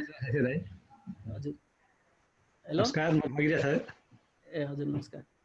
त्यसपछि गएर रिगार्डिङ कन्भालेसेन्ट प्लाज्मा, एउटा यसको हाम्रो राम्रो एक्सपिरियन्स छ कन्भालेसेन्ट प्लाज्माको। जुन फर्स्ट कन्भालेसेन्ट प्लाज्मा हामीले टिचिङ हस्पिटलमा चलायौँ, एकजना हाम्रो डाक्टर साहब नै हुनुहुन्थ्यो, गाइनोकोलोजिस्ट डाक्टर साहब। उहाँलाई चाहिँ सङ्क्रमित भएको छैठौँ दिन हामी कहाँ आइपुग्यो। हामी कहाँ आउँदाखेरि उहाँको अक्सिजन रिक्वायरमेन्ट लगभग 70-80% थियो उहाँको अक्सिजन रिक्वायरमेन्ट। लङ्समा बायोलेटरल कन्सोलिडेसन के अरे ग्राउन्ड ग्लास ओपेसिटी थियो र पेसेन्ट वाज ट्याकिप्निक। त्यसपछि हामी आइसियूमा राखेर हाई फ्लो अक्सिजनबाट हामीले ट्रिटमेन्ट सुरु गऱ्यौँ। हाई फ्लो नेजल क्यानुला राखेर with proning and will all आइसियूको सपोर्टिभ मेजर गरेर ट्रिटमेन्ट गऱ्यौँ। र सेम डेमा हामीले रेमडेसिभिर पनि चलायौँ। त्यतिखेर नेपालमा उपलब्ध थिएन रेमडेसिभिर। अब अहिले 6000 पाउने रेमडेसिभिर उहाँले चाहिँ इन्डियाबाट मगाउँदाखेरि कलकत्ताबाट नेपालको बोर्डरसम्म प्लेन चार्टर गरेर मगाउनु भयो। नेपालको बोर्डरबाट काठमाडौँसम्म हेलिकप्टर चार्टर गरेर मगाउनु भयो, जुन कि 6000 मा पर्ने उहाँको 4-5 लाख भन्दा बढी गयो हैन। त्यस्तो अवस्था थियो र उहाँले चलायो। रेमडेसिभिर चलाएपछि पनि 3 दिनसम्म पनि उहाँको केही इम्प्रुभ भएन। अक्सिजन रिक्वायर 90% सम्म पुग्यो र कन्भालेसेन्ट प्लाज्माको डाटाहरू पनि आइसकेका थिएन नेपालमा, अब युजै भएको थिएन। अब हामीले के गर्ने, फेरि उहाँको इन्टुबेसन गर्ने प्लान गर्यो हामीले। इन्टुबेसन वाज भेरी डिफिकल्ट। उहाँको पहिलाको इन्टुबेसन गर्दाखेरि उहाँको इन्टुबेसन गर्न नसकेर बुगीहरू प्रयोग गरेर 4 जना एनेस्थेसियोलोजिस्ट बसेर इन्टुबेसन गरे हो पहिला रुटिन सर्जरी गर्दाखेरि। अब त्यो गर्यो भने त अब यसै पनि क्र्यास हुन सक्छ मान्छे। त्यही भएर ट्र्याकोस्टोमी टिम हामीले रेडी गरेर उहाँले इन्टुबेसन गर्ने हामीले तयारी गर्यौँ। त्यही बिचमा हाम्रो कमिटीले छलफल गरेर एकचोटि किन न ट्राई गर्ने, कन्भालेसेन्ट प्लाज्मा किन ट्राई नगर्ने भनेर हामीले छलफल गर्यौँ। र हामीले त्यही दिन डोनर खोज्यौँ। डोनर खोजेर सिम्प्टोमेटिक डोनर जो रिकभर भइसकेको डोनर खोजेर प्लाज्मा ल्याएर उहाँले दियो। संयोगवश 48 घण्टापछि उहाँको अक्सिजन रिक्वायरमेन्टहरू घट्न थाल्यो। अब ड्युरेसन डिजिजको प्याटर्न पनि होला, कोर्स पनि होला, तर पछि उहाँलाई निको बनाएर हामीले घर पठायो। अहिले उहाँ चाहिँ एकदम पुरै विदाउट अक्सिजन मजाले एक्सर्साइज मोडरेट एक्सर्साइज गर्ने कन्डिसनमा हुनुहुन्छ। त्यसपछि नेपालमा अहिले कन्भालेसेन्ट प्लाज्मा अहिले लगभग धेरै हस्पिटलमा लगभग अहिलेसम्म 50-60 वटाले पाइसक्नु भयो होला। र रेमडेसिभिर पनि हामीले सेम क्राइटेरिया युज गर्छौँ, सिडिसीकै क्राइटेरिया युज गर्छौँ, त्यो चलाइराखेका छौँ। र dexamethasone any patient requiring oxygen supplemental oxygen हामीले युनिभर्सली डेक्सामिथासोन सप्लिमेन्टल अक्सिजन चाहिने पेसेन्टहरूलाई अहिले हामीले चलाइराखेका छौँ। र एन्टिकोगुलेसन यति treatment plus prone ventilation with negative fluid balance र यी प्रक्रियाहरूबाट हामीले अहिले आइसियूमा उपचार गरिराखेका छौँ। अब यसमा अरू केही क्वेसन आयो भने पछि फेरि कुरा गरौँ। हजुर धेरै धेरै धन्यवाद डाक्टर सन्त। हजुरलाई एक दुईवटा क्वेसन अझै के च्यालेन्जेसहरू हजुरले देखिराख्नु भएको छ र चाहिँ what can the government do to help, के तपाईँहरूलाई गाह्रो भइरहेछ अहिले यो युनिट चलाउनलाई? हजुर अहिले च्यालेन्जेसको बारेमा भनिदिनु। अहिले चाहिँ हामीलाई सबभन्दा गाह्रो भएको म्यान पावर नै हामीलाई अहिले सबभन्दा गाह्रो भएको छ। किनभने टिचिङ हस्पिटलले कोभिड र नन कोभिड दुवै उही लेभलमा चलिराखेको छ। अहिले नेपालमा लकडाउन बन्द गरे, लकडाउन खोलेपछि अहिले हाम्रो नन कोभिडको पेसेन्टहरू पनि एकदमै धेरै आएको छ। त्यसले गर्दा कोभिडलाई छुट्टै म्यान पावर गर्न एउटा हामीलाई गाह्रो भइरहेछ। त्यसले गर्दा गभर्नमेन्टसँग हामीले कुरा गरेका थियौँ। एक्स्ट्रा म्यान पावर रिक्रुट गरेर जहाँ जहाँ प्रब्लम छ त्यहाँ चाहिँ पुल बनाएर सप्लाई गर्यो भने ट्रान्जिएन्ट रूपमा सप्लाई गर्यो भने सजिलो हुन्छ किनभने यो बीचमा हाम्रो आफ्नै स्टाफहरू धेरै इन्फेक्टेड हुनु भएको छ र लगभग मलाई लाग्छ अहिलेसम्म 150 प्लस स्टाफहरू टिचिङमा इन्फेक्टेड हुनुभयो तर एउटा कुरो के छ भन्दाखेरि कोभिड बिल्डिङमा कोही पनि इन्फेक्टेड हुनु भएको छैन कोभिड बिल्डिङ जहाँ कोभिडलाई उपचार गर्छ हामी त्यहाँ कोही पनि इन्फेक्टेड भएको छैन सबै नन कोभिडतिर इन्फेक्टेड भएर छ त्यसले गर्दा अप्ठ्यारो भइरहेछ एउटा म्यान पावरको भयो अर्को लजिस्टिक सपोर्टमा पनि पिपीहरू उपलब्ध भयो पनि टिचिङ हस्पिटल आफैले किन्न सक्ने सरकारी भएकोले धेरै लफडाहरू हुन्छ अप्ठ्यारो हुन्छ त्यही भएर त्यसमा सरकारले नियमित सप्लाई गरिदियो भने हामीलाई सजिलो हुन्छ विशेष गरी मास्कमा ग्लोभ्स मास्क यी दुईटा कुरा चाहिँ र भाइजरहरू हामी भनेका छौँ भाइजर हामी लोकली पनि मेड गरे बनाइराखेका छौँ अनि हजुर यो उसको अब ट्रिटमेन्ट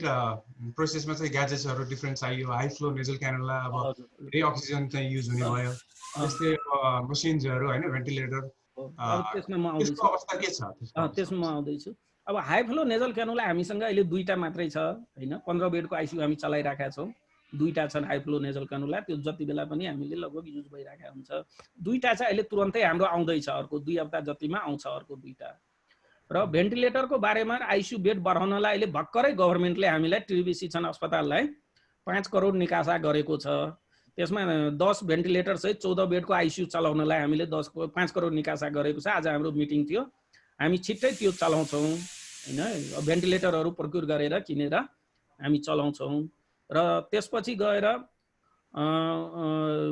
अरु सामानहरू पनि लगभग त्यसैमा किनेर मिलाउनु भनेको छ अब त्यो गर्दा त अलिकति समय त लाग्छ तर सपोर्ट चाहिँ यही हो हामीलाई अहिले सपोर्ट भएको चाहिँ गभर्नमेन्टबाट हजुर अनि अर्को चाहिँ गभर्नमेन्टले अलिकति ड्रगहरूको हुन त अमेरिकामा पनि अब रेमडेसिभिरको उपलब्धता त अलिकति रेगुलेट नै गरेछ हैन यहाँ पनि रेगुलेट चाहिँ छ रेगुलेट भए पनि अवेलेबिलिटीमा अलिक प्रब्लम भइरहेछ सायद यो एउटा जुन इनिशियल पब्लिकेसन 100 वटा पेशेन्टको पब्लिकेसन आएपछि उहाँहरूले अलि रिलिज गर्छ जस्तो छ र 100 वटा केस पुग्न लागिसकेको छ अब NHRC ले एउटा पब्लिकेसन गरेपछि त्यो चाहिँ रिलिज गर्छ होला तपाईले भन्नुभयो नन कोभिड युनिटमा बढी इन्फेक्सन देखिएछ भन्नुभयो त्यसमा के कमी कमजोरी भएको हुनाले त्यस्तो भएको हुन सक्छ त्यसमा हामीले पछि छानबिन गर्यौं के किन यस्तो भइरहेछ नन कोभिडमा कोभिडमा इन्फेक्सन नहुने नन कोभिडमा त्यत्रो 150 प्लस स्टाफ इन्फेक्टेड हुने यो 3-4 महिनाको दौरानमा त्यसमा के देखियो नि कोभिडमा एउटा प्रोटोकल छ सबै कुरो प्रोटोकल अनुसार चल्छ कोभिड बिल्डिङमा तल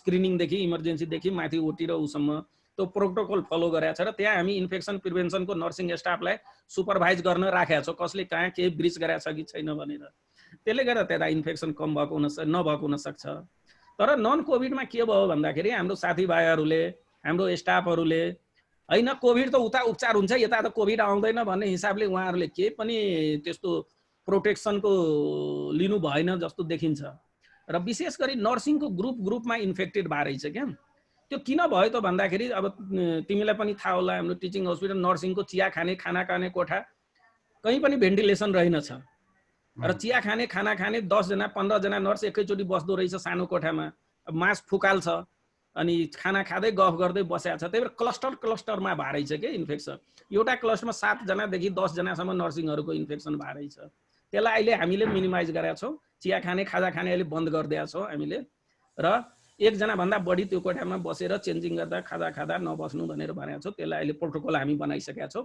त्यो प्रोटोकलले गर्दा त्यहाँ धेरै इन्फेक्टेड भइरहेछ हजुर डाक्टर सन्त तपाईको भ्यालुएबल यो एक्सपिरियन्स शेयरिङलाई थ्यांक यू सो मच धेरै कुरा बुझ्न पाइयो तपाईलाई all the best for smooth functioning of that unit अब त्यो भने त नेपालको अब टर्सियरी सेन्टर भयो हैन अब धेरै कुराहरु त्यहाँबाट गाइडेन्स र तपाईहरुले डिसिमिनेट गर्नुपर्ने हुन्छ देशमा हैन it's a very important place to र भेरी हामीले 450 जति पोजिटिभ केसलाई उपचार गरेका छौं टिचिङ हस्पिटलमा अहिले 450 alright thank you so much for your time है अब हामीसँग अलि टाइम अलि कम हुन सक्ने सम्भावना बढी देखेको हुनाले मैले अब हामी चाहिँ let's go to a different continent now है अब एकचोटि युके बाट हामी डाक्टर कमल अर्याललाई चाहिँ इन्भाइट गर्न चाहन्छु उहाँ चाहिँ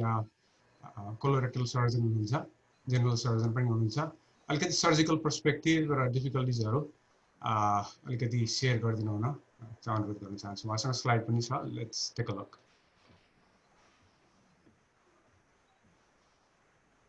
हजुरको म्युट भएको छ है, म्युट भएको छ। नमस्ते सबैजनालाई। हजुर नमस्ते अनि good morning, good afternoon, good evening सम्पूर्ण अमेरिकामा अनि युरोपमा अनि नेपालमा हुनुभएका सम्पूर्ण हाम्रो दाजुभाइहरू दिदीबहिनीहरू। मेरो नाम कमल Aryal. Thank you for this great opportunity, NRNA UK, especially हाम्रो Dr. Lachman Pokhrel. It is a wonderful opportunity to meet up each other, and it is about 18 years since after I have been able to see you, Lachman. So it is a great opportunity. मेरो नेपालमा घर धादिङ, अहिले युकेमा आएको 20 वर्ष भयो। कलकत्ताबाट MBBS, त्यसपछि नेपालकै MS गरेर म 2000 सालमा यतातिर आएँ र म कन्सल्टेन्ट भएर काम गरेको चाहिँ युके को इङ्ल्यान्डको इस्ट अफ इङ्ल्यान्डमा जेम्स पाजेट युनिभर्सिटी हस्पिटलमा। पाजेट्स डिजिज अफ बोन भनेर सबैलाई थाहा छ, त्यो पाजेट जन्मिएको ठाउँ जहाँ हो त्यही म काम गर्छु इस्ट अफ इङ्ल्यान्डमा, र म युनिभर्सिटी अफ इस्ट एङ्ग्लियाको सिनियर लेक्चरर पनि हो र vice chairman of NDA UK also, र म कोलोरेक्टल लिड पनि हो। अब रोल त धेरै नै छ, तर भए तापनि म अर्को 10 मिनटमा मेरो clinical रोलमा what are my clinical role, and from that clinical role what I have learned for this COVID pandemic. So त्यसमा चाहिँ म फोकस गर्न चाहन्छु र त्यसमा पनि अलिकति स्क्रिनिङको बारेमा, बिरामीहरू अपरेसन गर्न पर्यो भने के गर्ने, कोभिड पोजिटिभ भएको बिरामीलाई अपरेसन गर्न पर्यो भने त्यसको मोर्टालिटी रिस्क कस्तो हो, अनि laparoscopic surgery nearly about 90% of my patients I do keyhole surgery. So त्यो गर्दाखेरिमा चाहिँ एक्स्ट्रा रिस्क केही हुन्छ कि, र यी सबै रिस्कहरूलाई कसरी हामीले मिनिमाइज गर्न सक्छौँ त भन्ने बारेमा म आफ्नो एक्सपिरियन्स सेयर गर्न चाहन्छु। It has been a wonderful opportunity to listen to my previous speakers, so I look forward to share some other, listen to other experiences from my other speakers as well. So we know the peak of pandemic started in UK around the 12th of March. Then the hospital was reorganized into green, yellow, and red areas, which we have been hearing. Then in my hospital, at about 25th of March, when it was the peak, we stopped almost every elective surgery, including cancers. For cancers, we stopped for 2 weeks. Then after that, we resumed again because we cannot keep on stopping the cancer services for too long. But for emergency as well, there was a lot of fear when the pandemic started. And what we did was, even for cases like appendicitis, we tried with the conservative measures first, giving some antibiotics. Then after that, if that did not help, then only went for operation. Acute cholecystitis, we used to do a lot of operations. We stopped doing those. We just gave them some antibiotics. If somebody came on with abscesses, for example, those cases which used to be operated before the COVID, we just drained those abscesses using percutaneous route under the radiological guidance. Endoscopies was almost completely stopped except dire emergencies, bleeding and foreign body obstruction, things like that only. Operative strategy was to wear full PPE. The 8-1 stage, we thought the laparoscopic surgery, the keyhole surgery was dead. We heard about the aerosolization earlier, so great risk of aerosolization. Therefore, there was no, we stopped it. And at that time, I thought the laparoscopic surgery was going to be dead actually. I am a colorectal surgeon, so a lot of my practice involves removing of cancers. For example, people coming with obstructing left-sided cancers. If we did those operations for them, then we brought out stomas. Even for elective plan operations, patients having colectomies or rectal resections, we brought out stomas rather than anastomosis, because the fear was if we join those after resection, if the patient leaked afterwards, then we may be deficient in the ITU beds because of the COVID load in the hospital. So we just brought out stomas so that we don't have to worry about that. Then what had happened was Then we passed through the plateau. We plateaued a bit earlier than the United States. It was interesting to see that graphs in the States. Then we expanded our emergencies. Now we are, for the last 2 months or so, we are almost back to what we were before the COVID status. And then we also have resumed the endoscopic services now, including colonoscopies.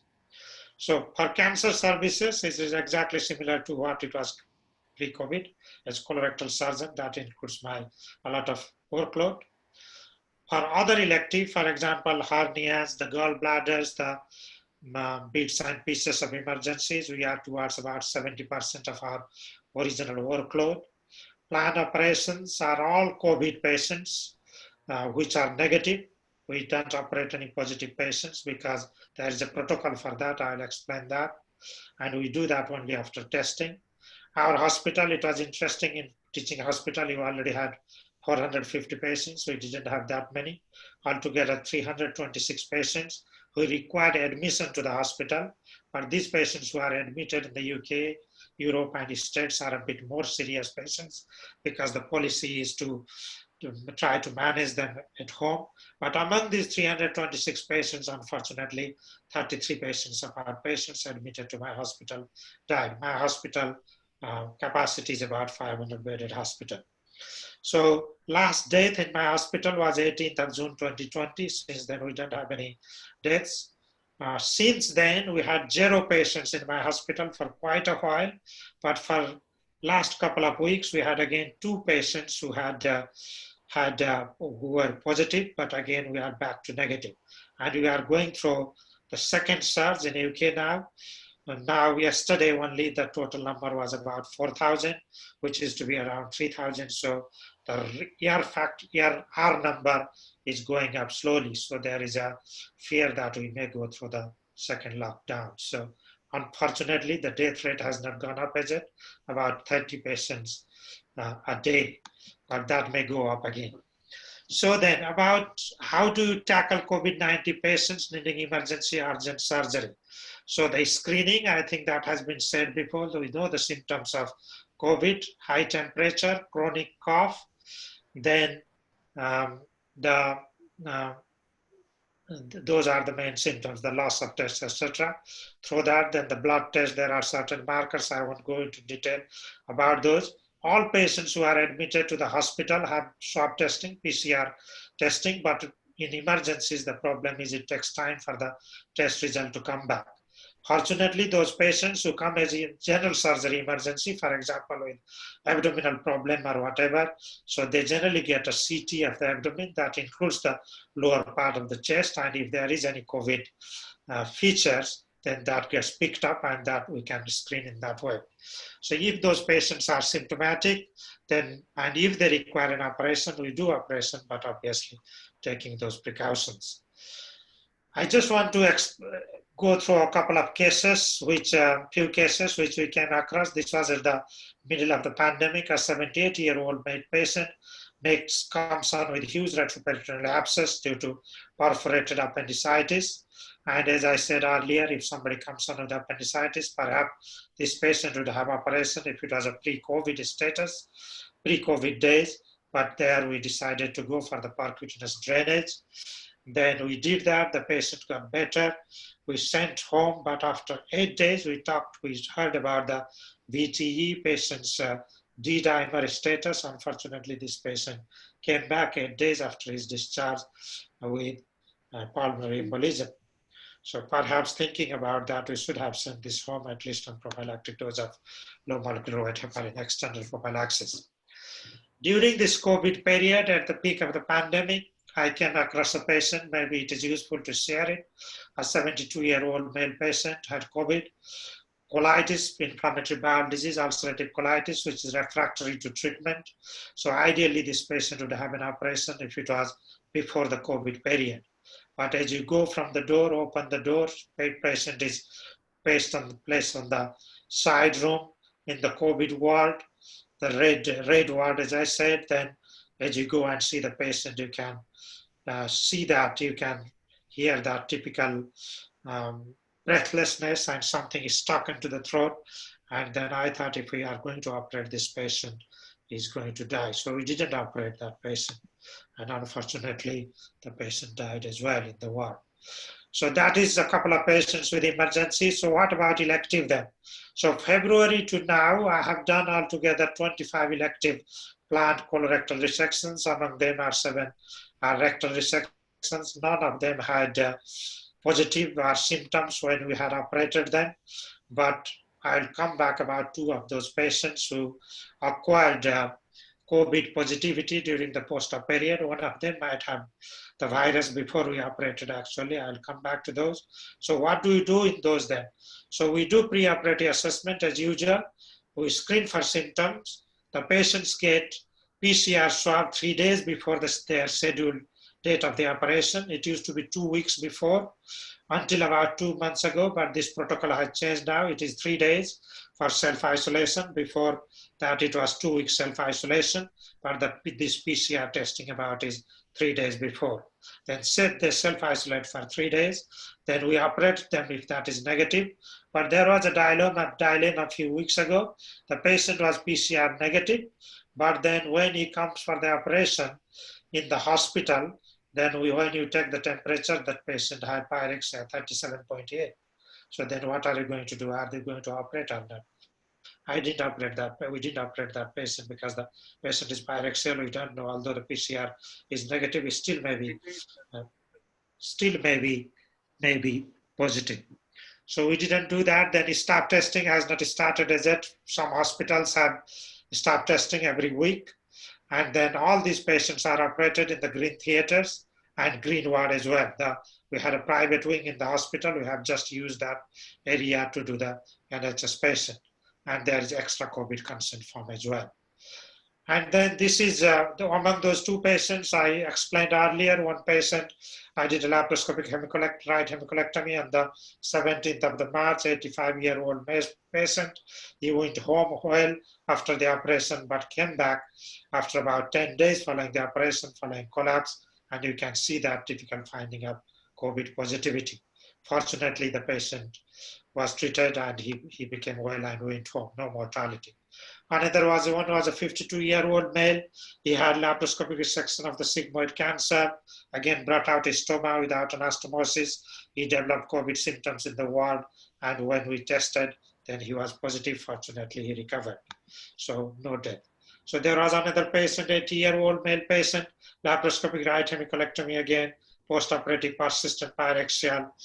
Kept on testing. We thought the patient must have acquired COVID positivity, but it was negative on 3 occasions.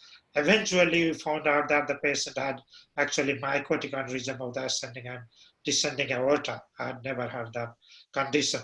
So that takes us to the question, if we operate a patient who is COVID positive or if they acquire positivity during the post-operative period, then what is the risk of their death? So it has been, there are 2 papers. One came from China, including 36 patients. The other one published in Lancet. Both of them say the same thing. If you do the elective planned operation, the risk of group mortality is about 20%. If you do an emergency operation in them, then in 1 in 4 patients are going to die. And it is now widely believed that there are risk prediction for mortality for patients who are undergoing surgery, P-portion, etc. Then if you do that risk prediction, then if these patients are COVID positive, the risk of mortality is either double if they are going back to normal ward, if they are going back to high dependency unit post-op, then the risk of mortality is 4 times. The PPE, then we wear PPE even if the patient is negative, at least this, most important is this bit. This bit at the top, especially during laparoscopic surgery, including visors, etc. Because of the refraction, I find it sometimes difficult. So in negative patients, I have reduced use of those, but otherwise we wear full PPE. And for endoscopies, colonoscopies, for example, following the plateau in the pandemic phase, we used to wear these, but we have reduced that for colonoscopies. For OGDs, they are still using almost full PPE for gastroscopy. Laparoscopic surgeries, I mentioned about, I thought it was going to be dead, but then we had the Association of Laparoscopic Surgeons of Great Britain and Ireland came up with a guideline using precautions. So this one is known as a striker pneumoclear. We have got that system. So there is a system where those extraction system is there, closed circuits is there, aerosolization is minimized. Then we have been using that successfully. We stopped laparoscopic surgery only for about a month or so. So what about outpatient appointments or seeing patients then? Outpatient appointment, person-to-person appointment is almost reduced, almost only about 5% or so now.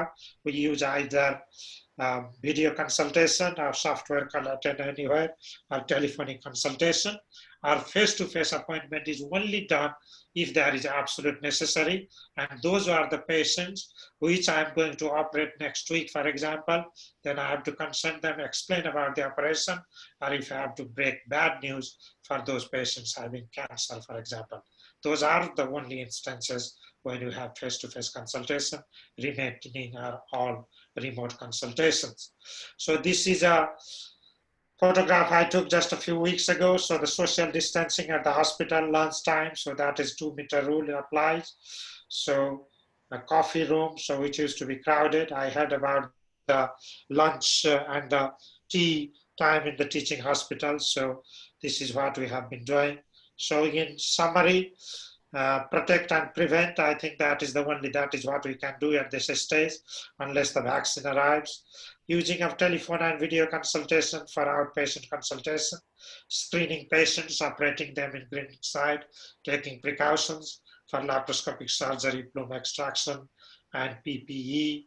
We heard again about this COVID ward where there is no negativity. Again, in ICU, if we look there, because the prevention, protection, and the PPEs, I think that is the only answer, and that is how we can protect ourselves. So thank you for your kind listening, and look forward to listening and listening to the other presentations. Thank you. Thank you so much, Dr. Kamal. यो तपाईको प्रेजेन्टेसनबाट कति मान्छेहरूले अब surgery गर्नलाई के गर्ने होला, गर्ने कि नगर्ने, अहिलेको अवस्था कस्तो छ भनेर डिसिजन गर्न पनि गाह्रो भइरहेको हुनसक्छ। प्लस अब एज फिजिशियन्स हामीले पनि अब कुनै पेसेन्ट्सहरूलाई चाहिँ रिफर गर्ने नगर्ने के छ प्रक्रिया भनेर अलिकति इन्साइट होस्। हामी कोभिडको पेन्डेमिकको बेला यस्तो सिचुएसनतिर आउँदाखेरि हामीले हाउ डु वी गो र अहिले के चेन्ज भइरहेछ, do we feel safe to have surgery भन्ने कुरालाई अलिकति इन्साइट गरिदिनु भयो। त्यसको लागि चाहिँ धेरै धेरै धन्यवाद दिन चाहन्छु। र त्यस्तै स्विच गियर गर्ने क्रममा म पिडियाट्रिक इमर्जेन्सी मेडिसिन, पिडियाट्रिक हस्पिटलिस्ट, अलिकति पिडियाट्रिक पार्टबाट सुनौँ होइन, हाम्रो त होलिस्टिक हेल्थ हो यो। त्यही भएर उहाँलाई चाहिँ वेलकम गर्न चाहन्छु। डाक्टर पराग भट्टराई हजुरलाई स्वागत छ। अनि फेरि आफ्नो इन्ट्रोडक्सन दिनु होला र चाहिँ आफ्नो प्रेजेन्टेसन सुरु गर्नु होला। Thank you so much, Lachman. सबैलाई मेरो नमस्कार। अब यो कम्प्लिटली नयाँ टपिकमा जाँदैछौँ हामी, पिडियाट्रिक्स। सबैको बच्चाहरू त डेफिनेटली भइहाल्छ। म चाहिँ पराग भट्टराई, अहिले चाहिँ म नर्थ क्यारोलाइनामा छु। I am a pediatric emergency medicine physician, currently working at Kefir Valley Hospital. We do see around like 45 to 50,000 pediatric cases per year, so kind of pretty busy. अहिलेलाई चाहिँ म PowerPoint-बाट नै जान्छु. Let me share my screen. So we're gonna fly through this COVID in kids. सबैजनाले देख्न सक्नुहुन्छ होला हैन presentation? देखिरहेछु। Okay. So I'm going to discuss more about what is our understanding about COVID in pediatric population. And we should always remember that this is really changing topic, and it's very fluid situation that it keeps on changing every day. So we're going to fly through some epidemiological data presentation. I will also quickly run through multiple inflammatory condition in the kids, transmission testing, and the big question is school opening. So if you look at the overall rate in the kids, it's pretty low. It's 2.4%, not that large as you as previous discussions have or other um, presenter have already mentioned us. It's kind of high in adult population and very low in pediatric population. And we do see about less than 2% hospital admission. So that's a good news for peds. And among them, only 0.6% that we see are very sick. And they usually present after like 2 to 4 weeks of COVID being positive. So basically they have antibody positive rather than they have COVID positive at the time of presentation. And the average age group that we have seen is so far it's 8 years of age. And a lot of them have pre-existing condition. So by data, the pediatric population has a really low rate of COVID, and that's a really good news. So among those people who presents in the ED as a very sick presentation, 80% of them have cardiac involvement and 70% have respiratory tract involvement. And we do put them on invasive ventilators in 38% of the time. So a lot of them, they do okay without any invasive procedures. But the mortality is again in the sick, among the sick is very high, about 4.2%. So let's briefly go through this multi-system inflammatory syndrome in pediatric, which is MIS-C. This was eluding us for a few months because it presented just like a Kawasaki syndrome, which is like a type of vasculitis in kids. And two papers came out, especially one from England and one from New York, which tried to differentiate this from Kawasaki. So what we found out was basically in Kawasaki, a lot of the lab criteria are kind of a little bit different in MIS-C than in Kawasaki, so that we can differentiate it from Kawasaki itself. So those were troponins and platelets especially. So if you look at the kid who presented with a MIS-C, they presented with high fever for 4 days, Kawasaki like rash, lymphadenopathy. And on top of that, they do also have nausea, vomiting, diarrhea, and some respiratory issues.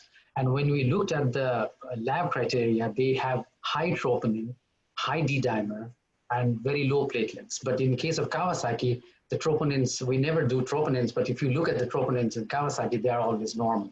And platelets, instead of being high, in Kawasaki, it's always high, but in MIS-C, it's very low. And also, we always don't send the interleukin-6, but in the hospitals where they have the privilege of sending this, they have seen that they do have a high interleukin-6 also. And if you did the COVID in those kids, the COVID antibody is positive rather than the COVID PCR being positive. So it's usually 3 to 4 weeks after the presentation of COVID. So that is how in pediatric population, we came to understand about MIS-C as a different diagnosis than a Kawasaki itself.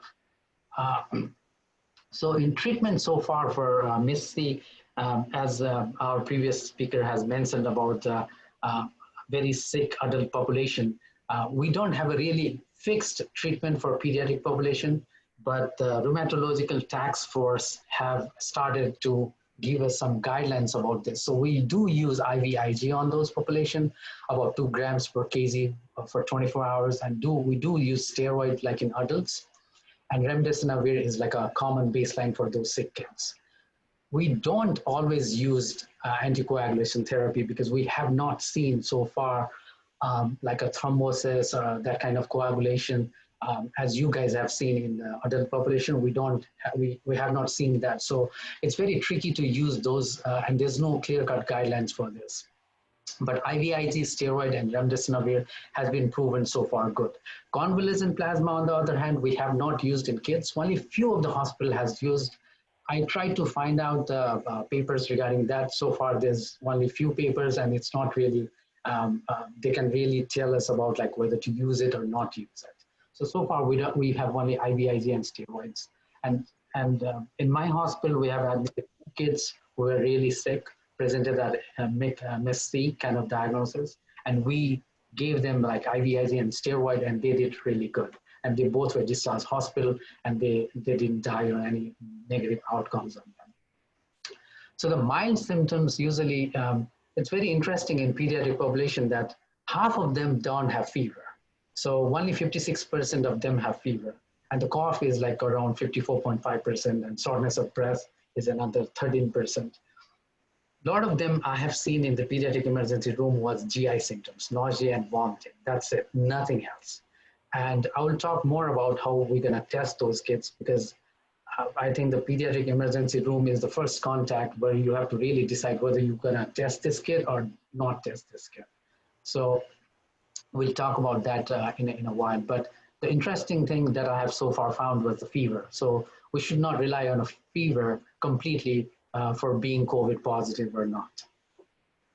So transmission from kids. This slide is important, I think, because this will give us a framework of whether to test the kids or not test the kids. So this was published in JAMA Pediatric. So what they did was they collected sample from the nose and they did the PCR to know the viral load on the pediatric population. So what they found out was less than 5 years, they have more viral load, and more than 5 years has a less viral load. So younger the patient, the more viral load. And then the viral load, interestingly, depends on the cycle of PCR. So in North Carolina, we usually do, the typical cycle for PCR is around like 38 to 39 in North Carolina.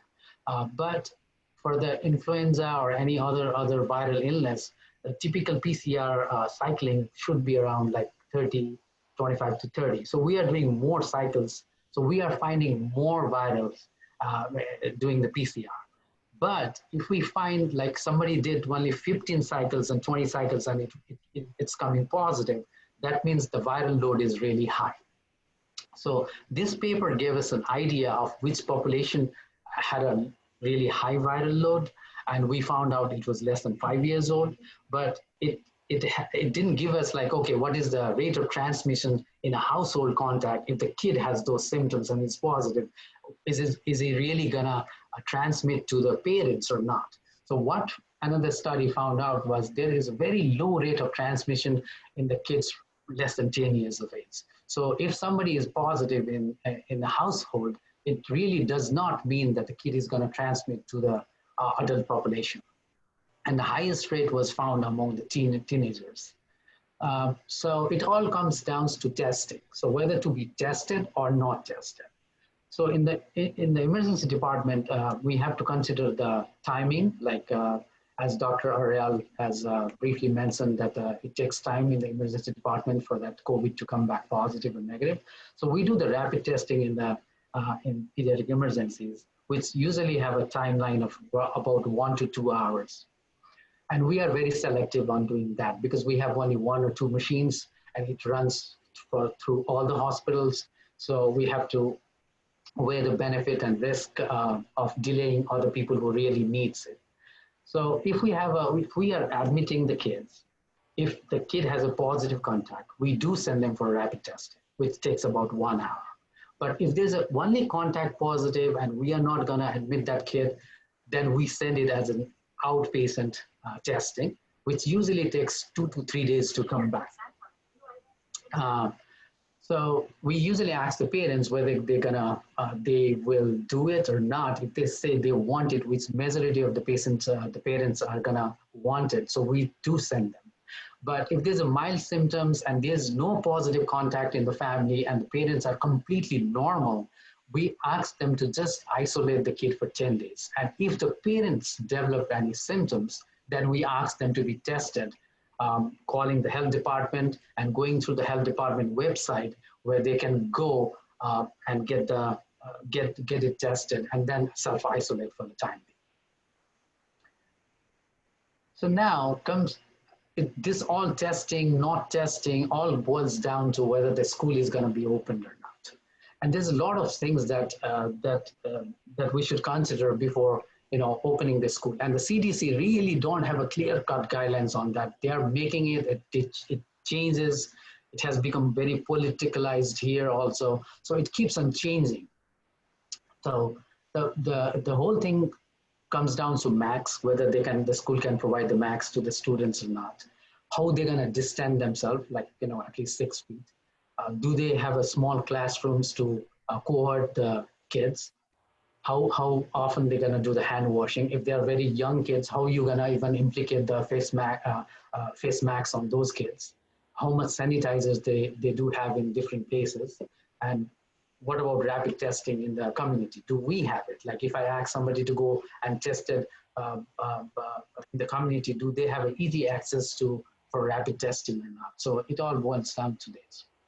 And that also depends for public school, especially here in States, is funding for the school, like how much funding they are getting in the school. Do they have more teachers? How many classrooms they're gonna do it? I think it's not only for states here, for any other countries. These are the main things we should consider before even thinking of opening the school and how to do this. So when to open is another big question that comes in PEDS. And it all depends on the rate of community spread.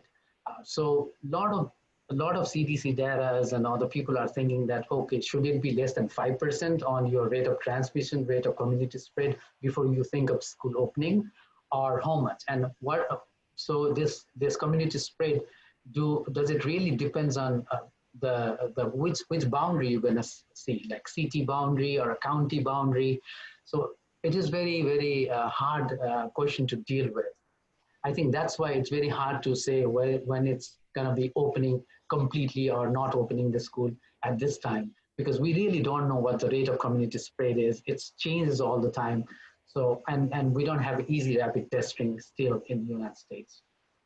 So we should advocate for rapid testing, funding for the school, and most importantly, as a parent and as a pediatrician, as a pediatric emergency department physician, I would like to really, advocate for social distancing and not partying at this time, so that it's okay for not to party for some time, and we all know that, so that we don't spread it, and then rate of community transfer can go down, so that it will be easy for us to open the school. And that is not so easy to do it, and so that's why it's very hard to open the school. So let's say we open the school, and so I'm gonna run through some slides of scenarios, like what happens when we open the school and what are the things that we will do and what are the CDC guidelines for this. So in the school, let's say some staff become sick or some kids become sick or had a vomiting, diarrhea. So we immediately advise them to isolate the kids, send them home, and ask for testing. If they cannot test, then the kids should be completely isolated for 10 days. Before we used to say 14 days, now we're cutting down to 10 days. But let's say if the symptoms are due to something else, you took the kid to the primary care physician and he said, oh, this is a strep infection or otitis media, then should the kid get tested, or should he just come back because we think it's a otitis media or strep infection? What should we do? So the CDC is very firm in this. No, we should have a negative test before they come. It does not matter what kind of other comorbid disease they have, but they should get tested, because we have seen the kid with otitis media, even due to this different virus, it can be still due to the COVID. So you need to be tested before you come down. Otherwise, you need to go in isolation. So if the kid has like condition like allergy, rhinitis, which they usually present with runny nose, cough, congestion without a fever, and we have seen in our previous slides that 50% they don't have a fever. So how do you know for sure this kid is not some chronic conditions happening like allergies or asthmas, something like that? So in those situations, as long as the PCP, the primary care doctor, can write you saying that, okay, this is just his chronic condition, then we don't need to be tested. They can have a letter and then come back to school. That is the new guidelines from CDC. So let's say if the household is contact, like if the parent is sick, and now what to do with the kid? Should they come in the school, or what they should do? Technically, they should be tested. But again, if they are not tested, so they should be isolated for 10 days till the parents' 10 days gets to the point. Like for now, let's say it doesn't mean the kids 10 days. So this is like the parents 10 days first. And once the parents 10 days is like, ends, then the kids clock starts for 14 days. So that is total about 24 days of isolation for the kids. That's a long duration. So a lot of people will confuse on this, saying that, okay, for 10 days for the whole family. It's not like that. It's for 10 days for the parents, and then the kids clock starts after that. So it's a long days, long time for them to just sit around in the home. So should we? So when do we say that um, um, the whole school will shut down if, like, say, one classroom has 2 kids positive, another classroom has 2 kids positive? So how are you going to separate them in case of somebody is positive in the classroom? So we do go with the distance and the timing, but it is very hard in the kids, because in the classroom, you will do the 6 feet distancing, but how do you do how long they have been in contact? So it's usually more than 15 minutes, and almost all of them will have 15 minutes contact. So we have to isolate everybody. So the CDC has not given us clear-cut data on this, saying that how long it should be and how many people, but we all came to the consensus about like more than 5% in the school. If they are positive, then school should be again, shut down and then go from there. So that is so far what we have in kids. I would be happy to take any questions. I know I'm running so fast, so I would be happy to take any questions and answer them. Thank you, Dr. Parag, for that insight. Grey John पनि छ हैन, धेरै मान्छेलाई difficulty पनि भइरहेछ आफ्नो किड्सहरुलाई school पठाउने कि नपठाउने। महिला पनि एकदमै गाह्रो भइरहेछ, कसरी what are the things I need to look into before I decide भन्ने कुरो हैन। त्यसमा धेरै कुराहरु तपाईले शेयर गर्नुभयो, त्यसको लागि चाहिँ आई रियली एप्रिशिएट दैट। र हामी सबैहरुको किड्स सधैँ छौं हैन, अनि हामीलाई पनि अलिकति डिसिजन गर्न सजिलो हुन्छ होला, र हाम्रो दर्शकहरु जसले हेरिराख्नु भएको छ उहाँहरुलाई पनि अलिकति यसले मद्दत पुर्याउँछ होला भन्ने लागेको छ।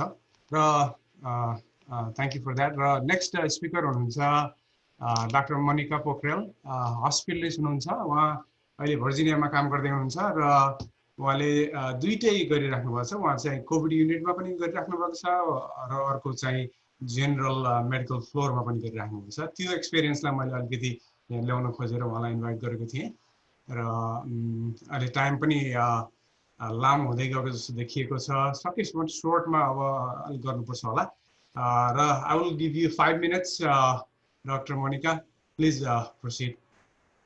Thank you, Dr. Lakshman Pokhrel, as well as Nepali team. Namaskar, NRNA team, to giving me this platform to discuss about COVID-19 and share my experience in this situation.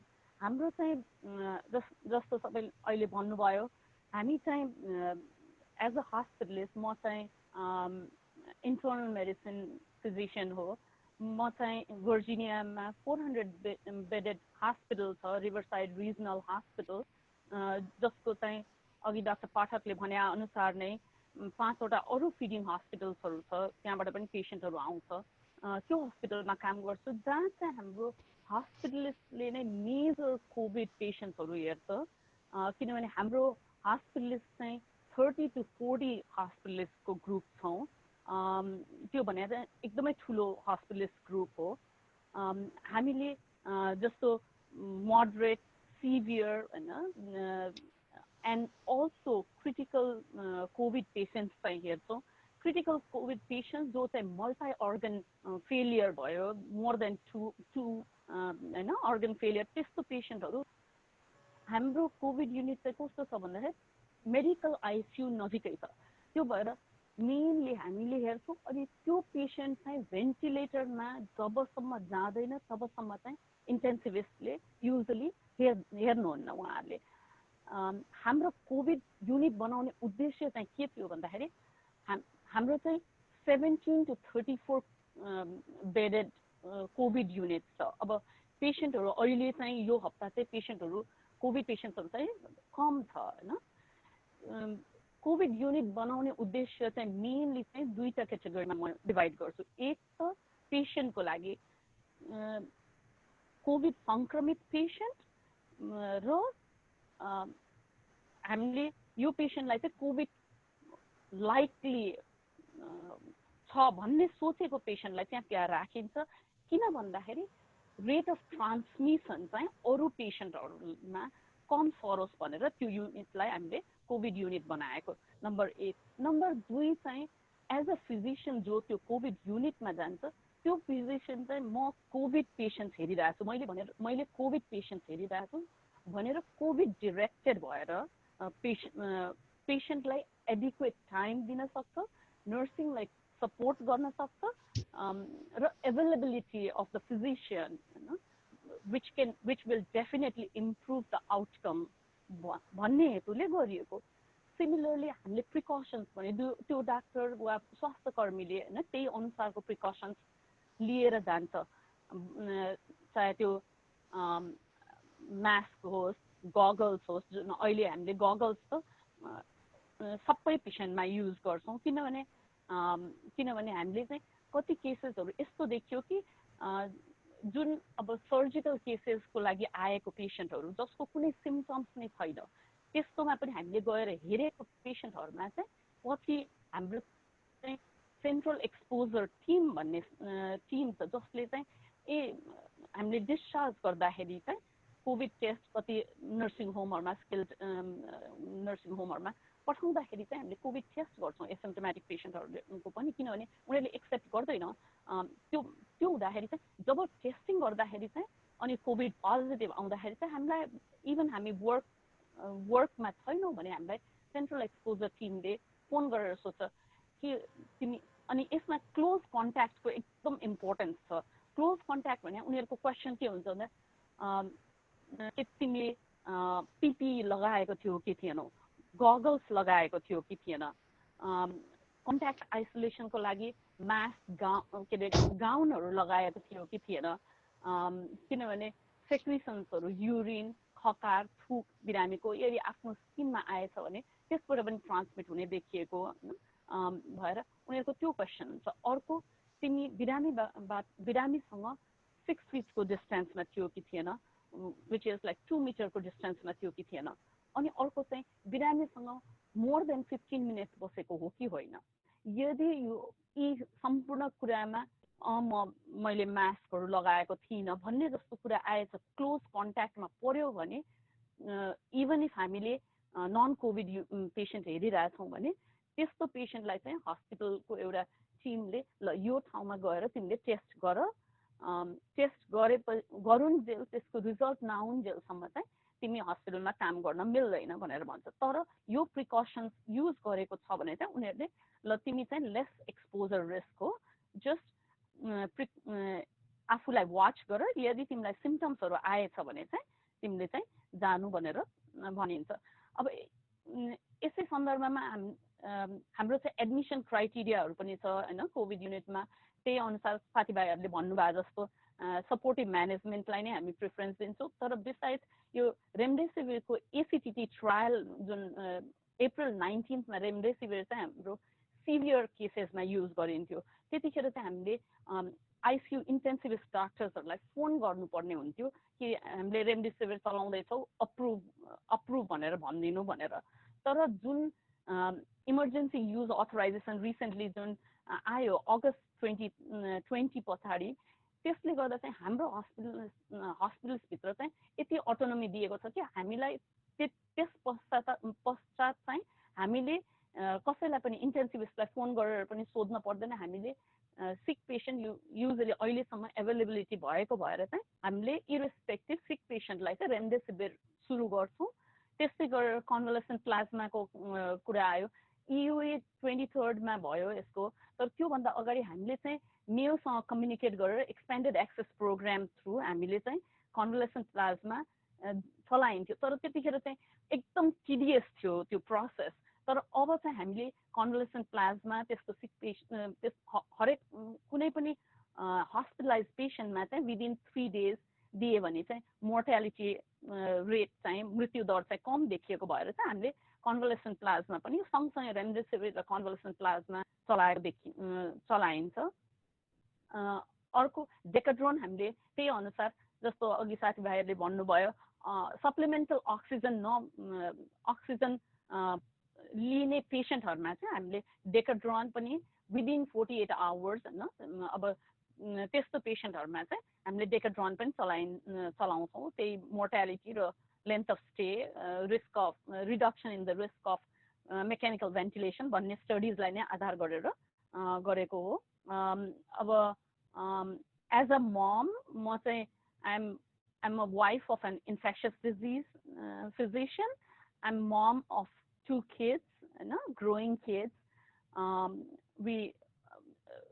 मैले चाहिँ as a mom initially जस्तो तपाईहरुले भन्नुभयो हैन March अप्रिलमा त it was a havoc हैन what can we do, how can we protect our kids भन्ने चाहिँ एकदमै आयो हैन इभन मेरो डटर छ हैन मेरो सन पनि is very much like मम भनेको एउटा साथी जस्तो हुन्छ हैन किड्सको लागि उनीहरु म बिहानै हस्पिटल आउने त्यसपछि हस्पिटल प्रिकसन्स हस्पिटलमा त प्रिकसन्स भइहाल्यो फेरि गराजमा हामीले क्लोथ चेन्ज गरेर एउटा प्लास्टिक ब्यागमा लिएर किड्सहरुलाई आफू नजिकै नआउनु भनेर गएर वाशरमा हाल्दिएर हैन त्यसरी गरिन्छ हैन अनि किड्स कस्तो यो चाहिँ एज अ मम मैले भनेको हैन सायद सबैले फिल गर्नुभयो होला ममको पर्सपेक्टिभमा जसको बच्चाहरु सानो छ मेरो डटरको लागि चाहिँ अझै पनि she was 9 at that time उसलाई चाहिँ मम भनेको शी कम्स एन्ड कडल साथी हैन त्यतिखेर राति पनि आएर कडल गरेर if you come and sleep with me that's the best day of my life भन्छ अझै पनि शी सेज दैट हैन त्यतिखेर चाहिँ it was very difficult I had to tell her हैन no, you cannot come and sleep with me. You cannot be near me.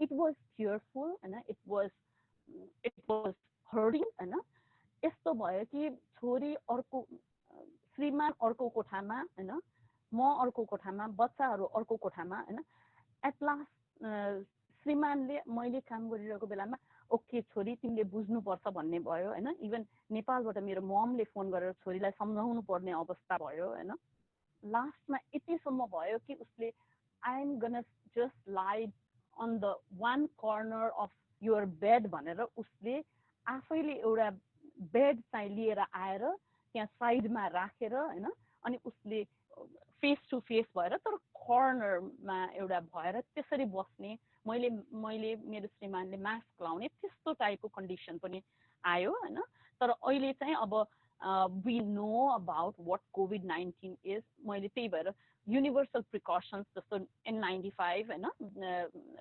गगल्सहरु चाहिँ universally पेशेन्टमा use गर्छु त्यसले गर्दाखेरि चाहिँ अलिकति त्यो डर त्रास जुन प्रायर थियो त्यो चाहिँ अलिक कम भएको छ अनि यसै विषयमा अलि उ पनि मैले शेयर गर्न चाहन्छु यो यति स्ट्रेसफुल भएको भएर मैले रिसेन्टली आफ्नो घरमा हैन एउटा पप्पी पनि एडप्ट गरेँ त्यसले गर्दाखेरि चाइल्ड साइकोलोजीमा पनि हेल्प होस् भनेर उनीहरुको स्ट्रेस बर्डन पनि कम होस् भनेर गरियो यति भन्दै यदि अरु क्वेशन आन्सर्स छ भने I would be happy to answer but अरु प्यानलिस्टलाई पनि टाइम दिउँ भनेर I stop my discussion thank you so much for everyone सबैलाई नमस्कार थ्यांक यू फर लिसनिङ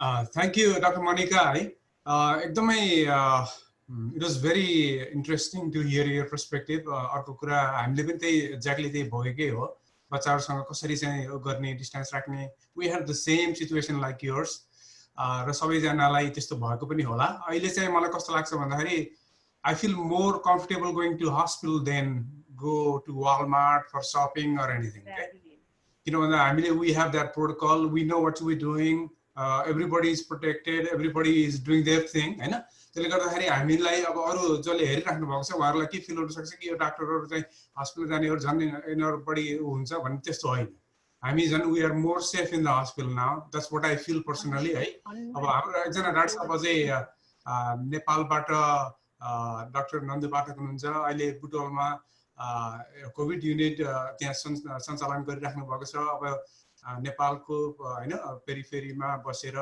काम गर्ने डाक्टरले अब धेरै च्यालेन्जेसहरु धेरै एक्सपिरियन्सहरु ग्यादर गर्नु भएको होला है अघि नै डाक्टर सन्त दासले अलिकति शेयर गर्नु भएको छ नेपालको पर्सपेक्टिभहरु त्यस्तै गरेर हजुरले छोटकरीमा तपाईले काम गर्ने ठाउँमा के च्यालेन्जेसहरु आएको छ तपाईहरुले अहिलेको लेटेस्ट रिकमेन्डेसन्सहरु फलो गर्नु भएको छ कि छैन र चाहिँ तपाईलाई गभर्नमेन्टले अथवा बाहिर एनआरएन अथवा अरू बडिजहरूले how can they help you?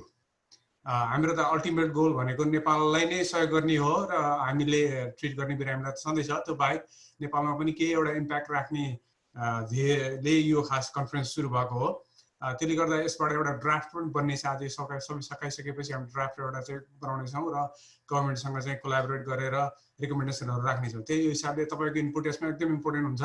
र डाक्टर नन्दु पाठक हजुरलाई सेयर गरिदिनलाई इन्भाइट गर्छु। हजुरको अनम्युट गर्नुहोस् है, अनम्युट गर्नुहोस्।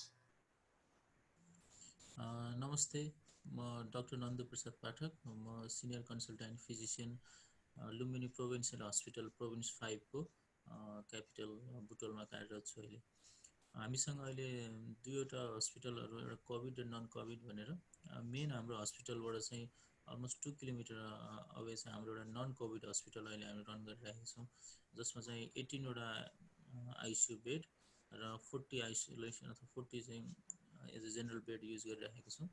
र त्यसपछि 1 ओटी हाम्रो चाहिँ कोभिड पेसेन्टलाई एउटा ओटी छुट्टै छ र 1 डायलाइसिस फेसिलिटी छ एउटा।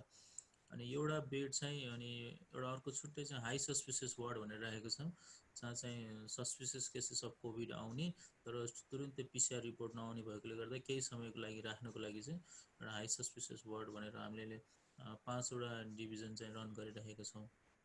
र हामीलाई अहिले चाहिँ हाम्रो दुईवटा आरटिपिसिआर मेसिन दुईवटा छ। एउटाले चाहिँ हामी ऱ्यापिड रिपोर्ट दिन्छ 1.5 to 2 आवरमा, जुन चाहिँ हाई सस्पिसियस केसेसलाई एडमिट गर्छौँ र इमर्जेन्सी रिपोर्ट चाहियो भने त्यो मेसिनबाट गरेर इमर्जेन्सी रिपोर्ट लिएर त्यसलाई हाम्रो नर्मल आइसियुमा एडमिट गर्ने कि कोभिड आइसियुमा एडमिट गर्ने डिसाइड गरेर अनि अलमोस्ट 1.5 to 2 आवरमा रिपोर्ट लिएर अनि हामी आइसियुमा ट्रान्सफर गर्छौँ पेसेन्टलाई।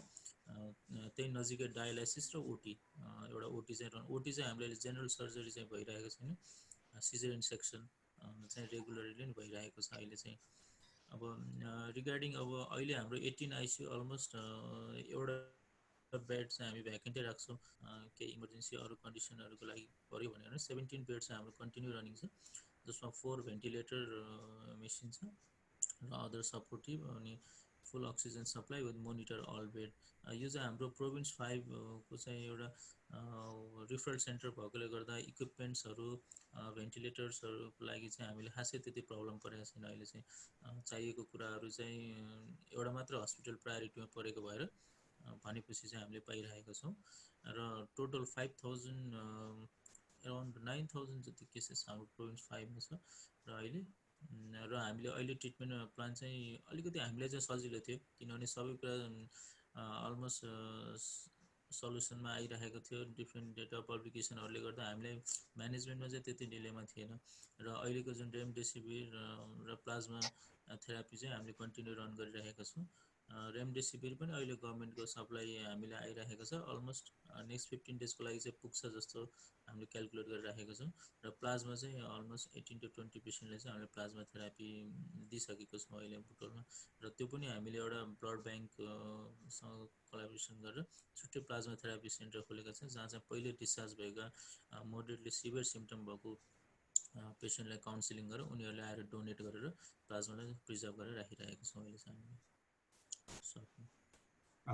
थ्याङ्क यू सो मच है। अब हजुर एउटा प्रश्न मैले गर्नु मन लाग्यो, अघि डाक्टर सन्तलाई पनि मैले सोध्ने सोचिरहेको थिएँ। तर जुन अहिले एउटा नेपालमा सुनिएको छ नि, जस्तो अब हेल्थ केयर वर्कर्सहरूप्रतिको जुन हेरेसमेन्ट होइन, एक हिसाबले भनौँ न अब मिसट्रिटमेन्ट होइन, त्यो चाहिँ होइन यहाँ अब हाम्रो यहाँ यताको परिप्रेक्ष्यमा चाहिँ हेल्थ केयर वर्कर्सहरूलाई अलिकति होइन सबैले चाहिँ थ्याङ्क यू त्यो एप्रिसिएट गर्ने एउटा चाहिँ चलन देखिएको छ। नेपालमा किन त्यस्तो भएको होला जस्तो लाग्छ हजुरलाई?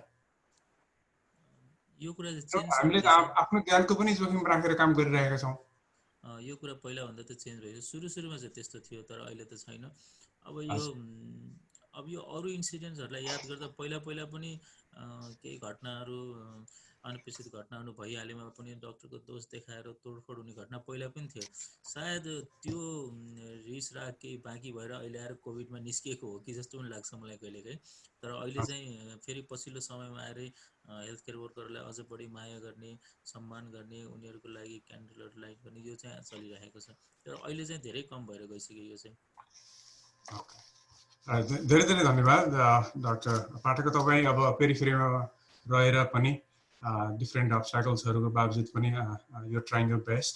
तर एउटा कुरा मैले यसबाट के बुझेँ भन्दा प्रोभिन्सियल हस्पिटल भएको हुनाले अलिकति प्रायोरिटीमा परेको रहेछ, जसले गर्दा हजुरलाई काम गर्न सजिलो भएको छ।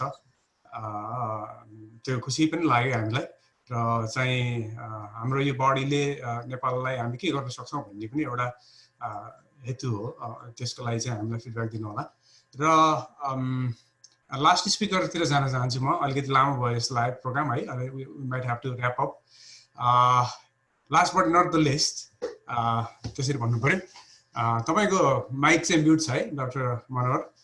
तपाईँलाई म इन्भाइट गर्न चाहन्छु र आफ्नो इन्ट्रोडक्सन दिनु होला। अनि त्यसपछि उहाँ चाहिँ अहिले जेनरल प्र्याक्टिसनर हुनुहुन्छ युकेमा। हामीलाई युकेको हेल्थ सिस्टम अलिकति थाहा नभएको हुनाले उहाँलाई चाहिँ ल्याएको छु र उहाँले त्यसको बारेमा बोल्नुहुनेछ। प्लस उहाँले कस्तो फिल गरिराख्नु भएछ आउट पेसेन्ट प्र्याक्टिसको हिसाबले, what are the challenges you have been having भनेर भनिदिनु होला। हजुरसँग स्लाइड छ जस्तो छ होइन? स्लाइड सेयर गर्न सक्नुहुन्छ? त्यही त पाउनु छ यहाँ स्लाइड सेयर। किन देखिएन त? स्लाइड सेयर अप्सन देखिन त मैले त। त्यो भ्यू चेन्ज गरेर हेर्दाखेरि आउँछ कि? बटम अफ स्क्रिनमा सेयर स्क्रिन भनिएको छ मनोहर है। तलपट्टि भ्यू कहिलेकाहीँ बोटममा रहेछ। ओके आयो। तपाईले आफ्नो पावर पोइन्टलाई तान्नुपर्छ होला। त्यो एरोमा प्रेस गरेर अनि त्यो जुन स्क्रिन आउने हो त्यसमा अर्को क्लिक गर्नुहोस्।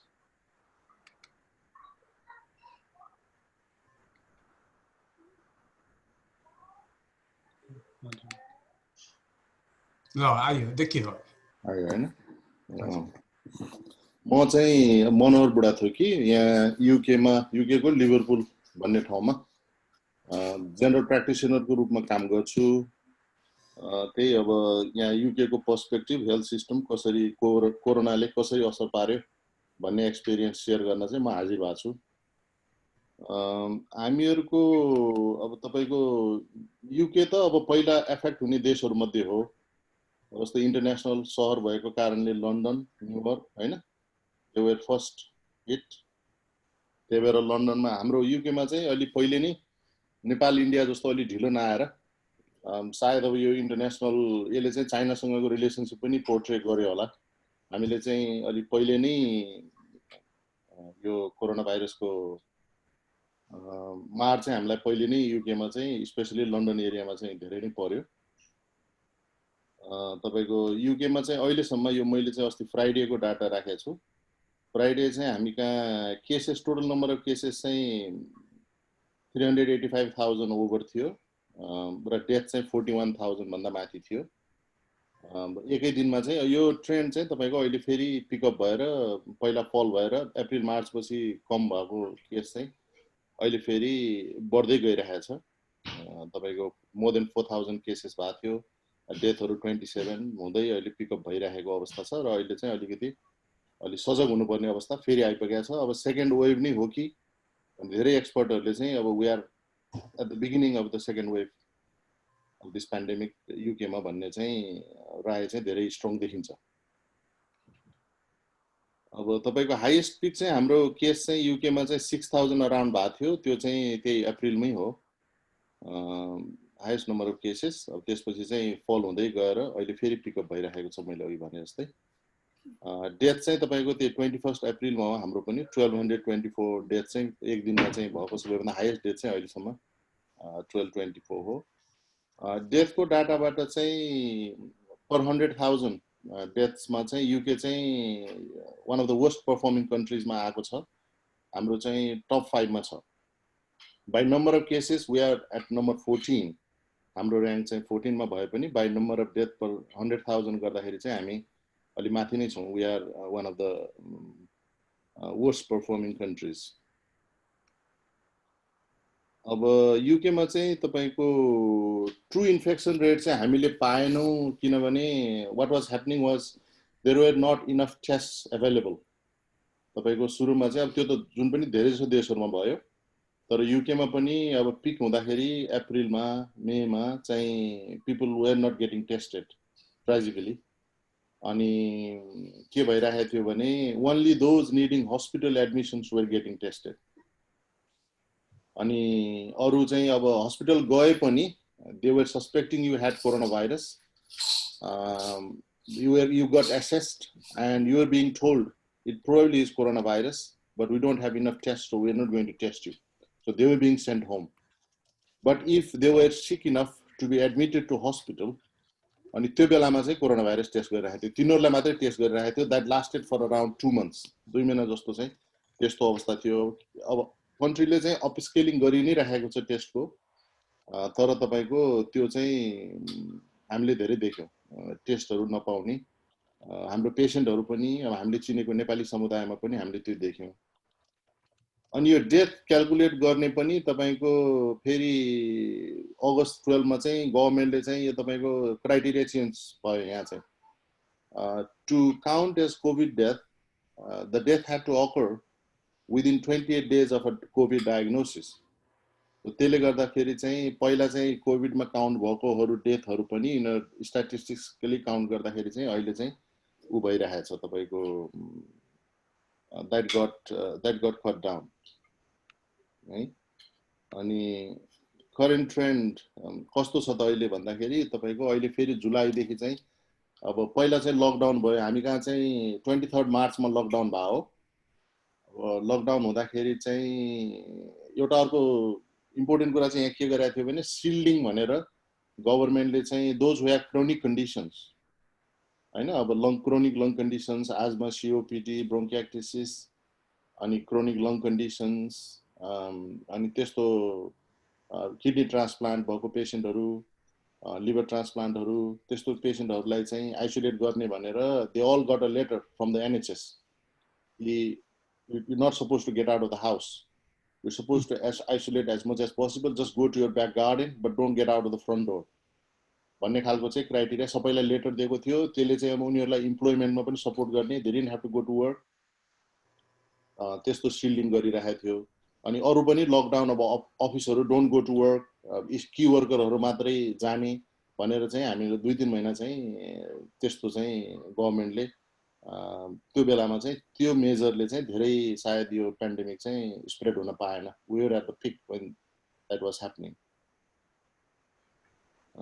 तपाईको अब आर नम्बर चाहिँ अहिले फेरि आएर बिलो 1 थियो यति महिनासम्म 2-3 महिनासम्म. अहिले आएर चाहिँ स्टार्टिङ टु क्रिप अबभ 1. अब एउटा पेशेन्टले चाहिँ इन्फेक्टिङ मोर देन 1 पेशेन्ट हैन. 10 वटा पेशेन्टले चाहिँ इन्फेक्टिङ अबाउट 12 1.2 त्यस्तो भइरहेको छ भन्ने चाहिँ अहिले चाहिँ एस्टिमेट चाहिँ त्यस्तो गरिरहेको छ युकेमा. अहिले त्यही भएर चाहिँ युकेमा नयाँ चाहिँ मेजरहरु गभर्नमेन्टले अनाउन्स गरेको छ. त्यो के भने तपाईको अब the rules are again going to be changing from Tuesday.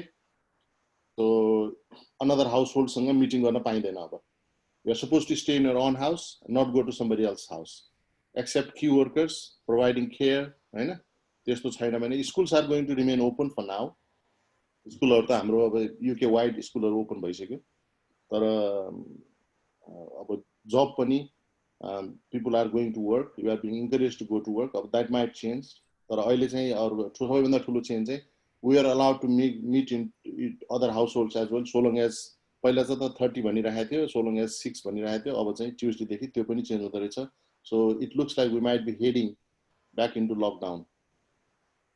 अब कसरी टेस्ट भइरहेको छ भन्दाखेरि यहाँ चाहिँ अहिले 2-3 महिना अगाडि चाहिँ तपाईको यो अहिले लास्ट 2-3 हप्ता अगाडि हाम्रो सेप्टेम्बर देखि स्कुल खुल्यो. स्कुल खुल्नुभन्दा अगाडि चाहिँ there seemed to be enough tests. Everybody who wanted a test was able to book a test almost. त्यो चाहिँ तपाईको गभर्नमेन्ट वेबसाइटमा गएर यहाँ चाहिँ एनएचएस 111 जुन अनलाइन सर्भिस पनि थियो, त्यसलाई कोभिड सर्भिस पनि भनेको थियो, अथवा फोनिङ 111 त्यसरी चाहिँ तपाईको हामीहरू टेस्टहरू चाहिँ everything was getting directed to the government website अनि त्यही अब कोरोना भाइरस सिम्पटम भनेर गभर्नमेन्टले सुरुमा फिभर र न्यू कन्टिन्युअस कफ भनेर डायग्नोज गरेर क्राइटेरिया बनाएको थियो अलि पछि चाहिँ त्यसमा loss of sensation of taste and smell भनेर एड गर्यो यो चारवटा सिम्पटम भएकोहरूले चाहिँ they could book a COVID test until a couple of weeks ago if you were the household of somebody who had symptoms you could also book a test अहिले आएर फेरि गभर्नमेन्टले चाहिँ अब हाउसहोल्ड कन्ट्याक्टले होइन सिम्पटोमेटिक हो भने मात्रै अथवा की वर्करले मात्रै अथवा यो अहिले track and trace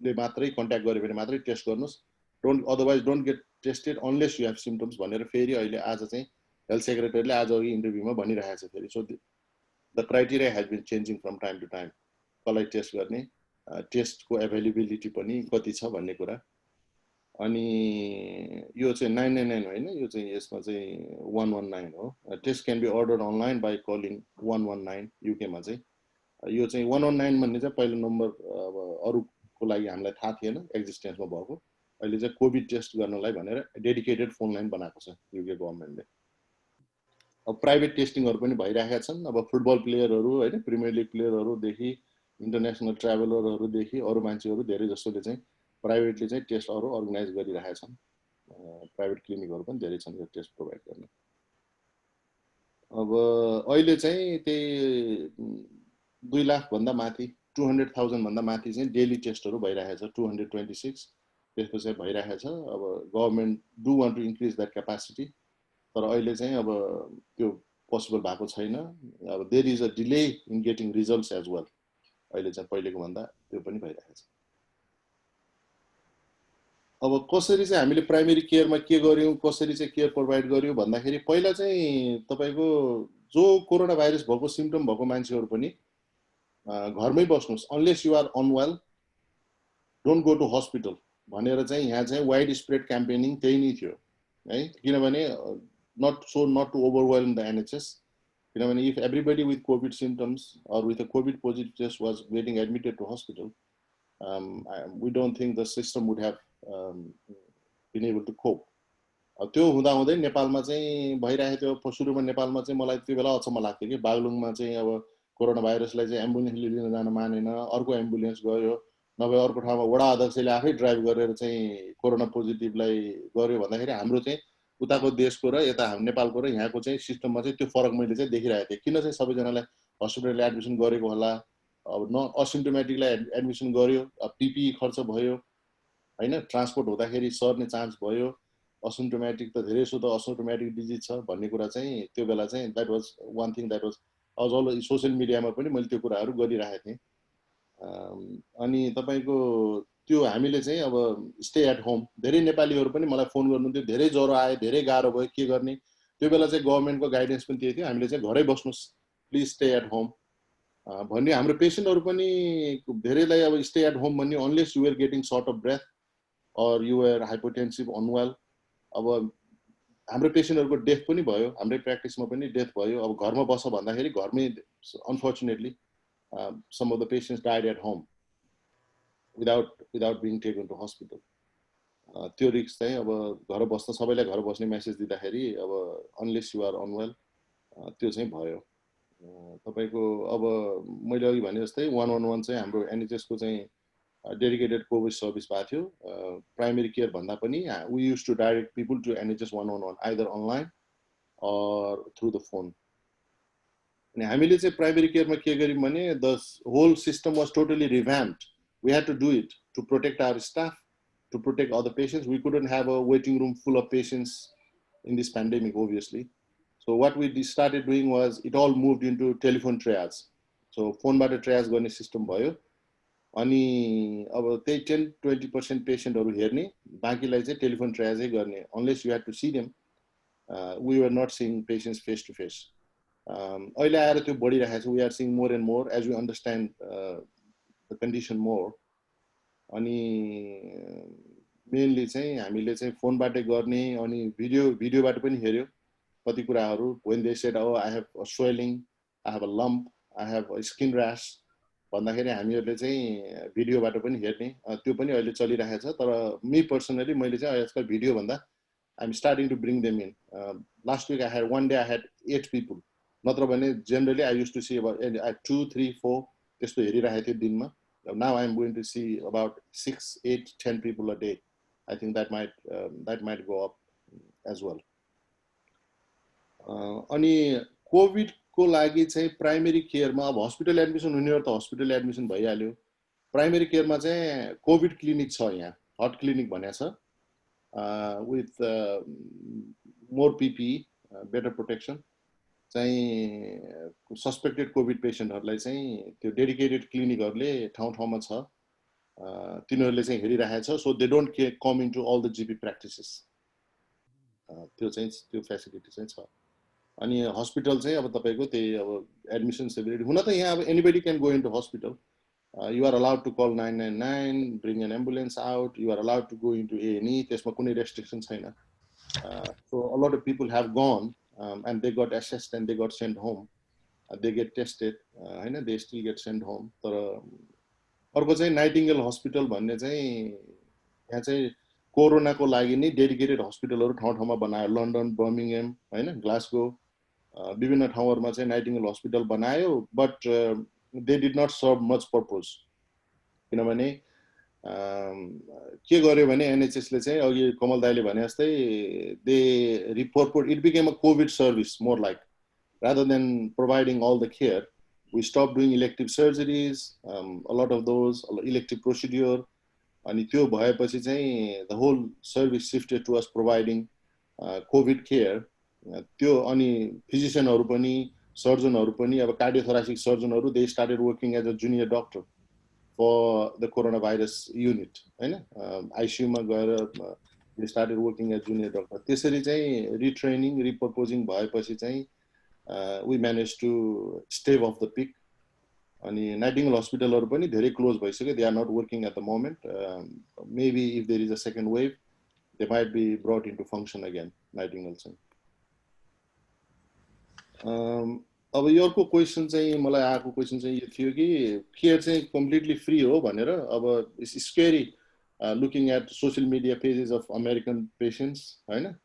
cardiac arrest भयो, somebody is in network, not in network. त्यो सुन्दाखेरि हामीलाई चाहिँ अचम्म लाग्छ. Yes, care in the UK is by the NHS is free for all intents and purposes. At the point of care is free.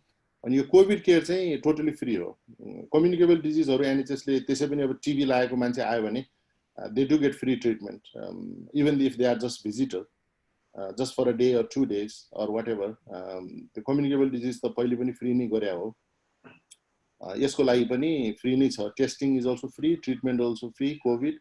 अनि no immigration checks for covid. So illegal अब immigration, हैन, अनि failed asylum seeker अब जे भए पनि सबैको लागि चाहिँ फ्री नै हो. त्यही हो. अब युके मा चाहिँ हाम्रो आफ्नो आफ्नो प्र्याक्टिस लिस्ट हुन्छ, हैन. अब in my patient one practice we have 6,500 patients. In another practice we have 3,500 patients, हैन. अब तिनीहरुको रेकर्ड किपिङ चाहिँ हामी जीपी ले कहाँ हुन्छ सबै. That's a good service because we have all their records from whenever they registered in the NHS, from birth होला, immigrant हो भने चाहिँ अब from when they arrived in the UK सबै रेकर्ड हुने भएको हुनाले it makes for a better it makes it easier to provide care.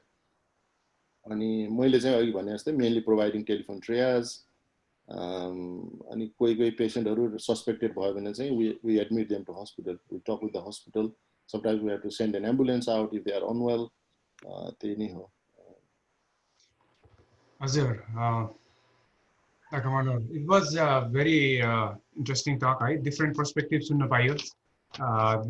Majority of the speakers are US तिरबाट हुनुहुन्थ्यो, हैन. हामीले त्यो पर्सपेक्टिभ चाहिँ अलिकति कम नै सुन्न पाइरा हुन्छौं. भेरी डिफरेन्ट है. अब तर अब ट्रिटमेन्ट मोडालिटी हिसाबमा अब सबैको एउटै नै हो अहिले लगभग. मैले कुरा बुझ्दाखेरि नेपालमा पनि लगभग अहिलेको लेटेस्ट रिकमेन्डेसन अनुसार ट्रिटमेन्ट भइरहेको जस्तो बुझियो. Though there might be limitations in resources, manpower, logistics, सबै कुरा चाहिँ लिमिटेसन हुँदा पनि I think we are in the same page almost. So that means we have made a lot of improvement in COVID care over the last several months. I know it looks like all of us are in the same page. त्यो कुरा रमाइलो लाग्यो यो सबै समस्या गर्दाखेरि हामीलाई आज चाहिँ I think we learned a lot from different specialty and different countries को healthcare system को बारे plus how they are managing है. अब यसलाई wrap up गर्नुपर्छ होला. लामो पनि भइसक्यो talk. I think we are almost 2 hours. I think almost 2 hours. So let's wrap up. अब यसमा wrap up गर्नलाई चाहिँ म फेरि सबैजना स्पिकर्सहरुलाई चाहिँ thank you भन्न चाहन्छु आफ्नो टाइम दिनुभएकोमा र hopefully it was a very fruitful discussion. सबै भ्युअर्सहरुले पनि केही यसबाट लेसन्सहरु अथवा केही एक्सपिरियन्सहरु सुनेर आफ्नो लाइफमा केही चेन्जेसहरु ल्याउन सक्नुहुन्छ होला भन्ने लागेको छ र यदि भन्दै सबैजनालाई गुड नाइट अथवा चाहिँ गुड आफ्टरनुन भन्न चाहन्छु है. अब नेपालतिर त इभिनिङ पनि हुन लागिसक्यो र अरु कसैको स्पिकर्सहरुको के लास्ट केही वर्ड्सहरु छ भने you feel free to share in 1 minute or so. So very useful and interesting talks. Thank you very much again. So Sarjan bhai pani, it was very enlightening to me to hear all the perspectives. Thank you. Thank you so much. Thank you. Thank you all for participating. Thank you. And wonderful meeting old friends. Thank you. Yeah, it was wonderful meeting seniors friends and everyone. Thank you. Namaskar, हाम्रो बोधराज जीलाई है. नमस्ते. Namaskar. Great sessions. I like it, and it is really experience from the bottom. Thank you very much. Thank you. Thank you. Thank you. We'll end the session now then. Thank you. Thank you all.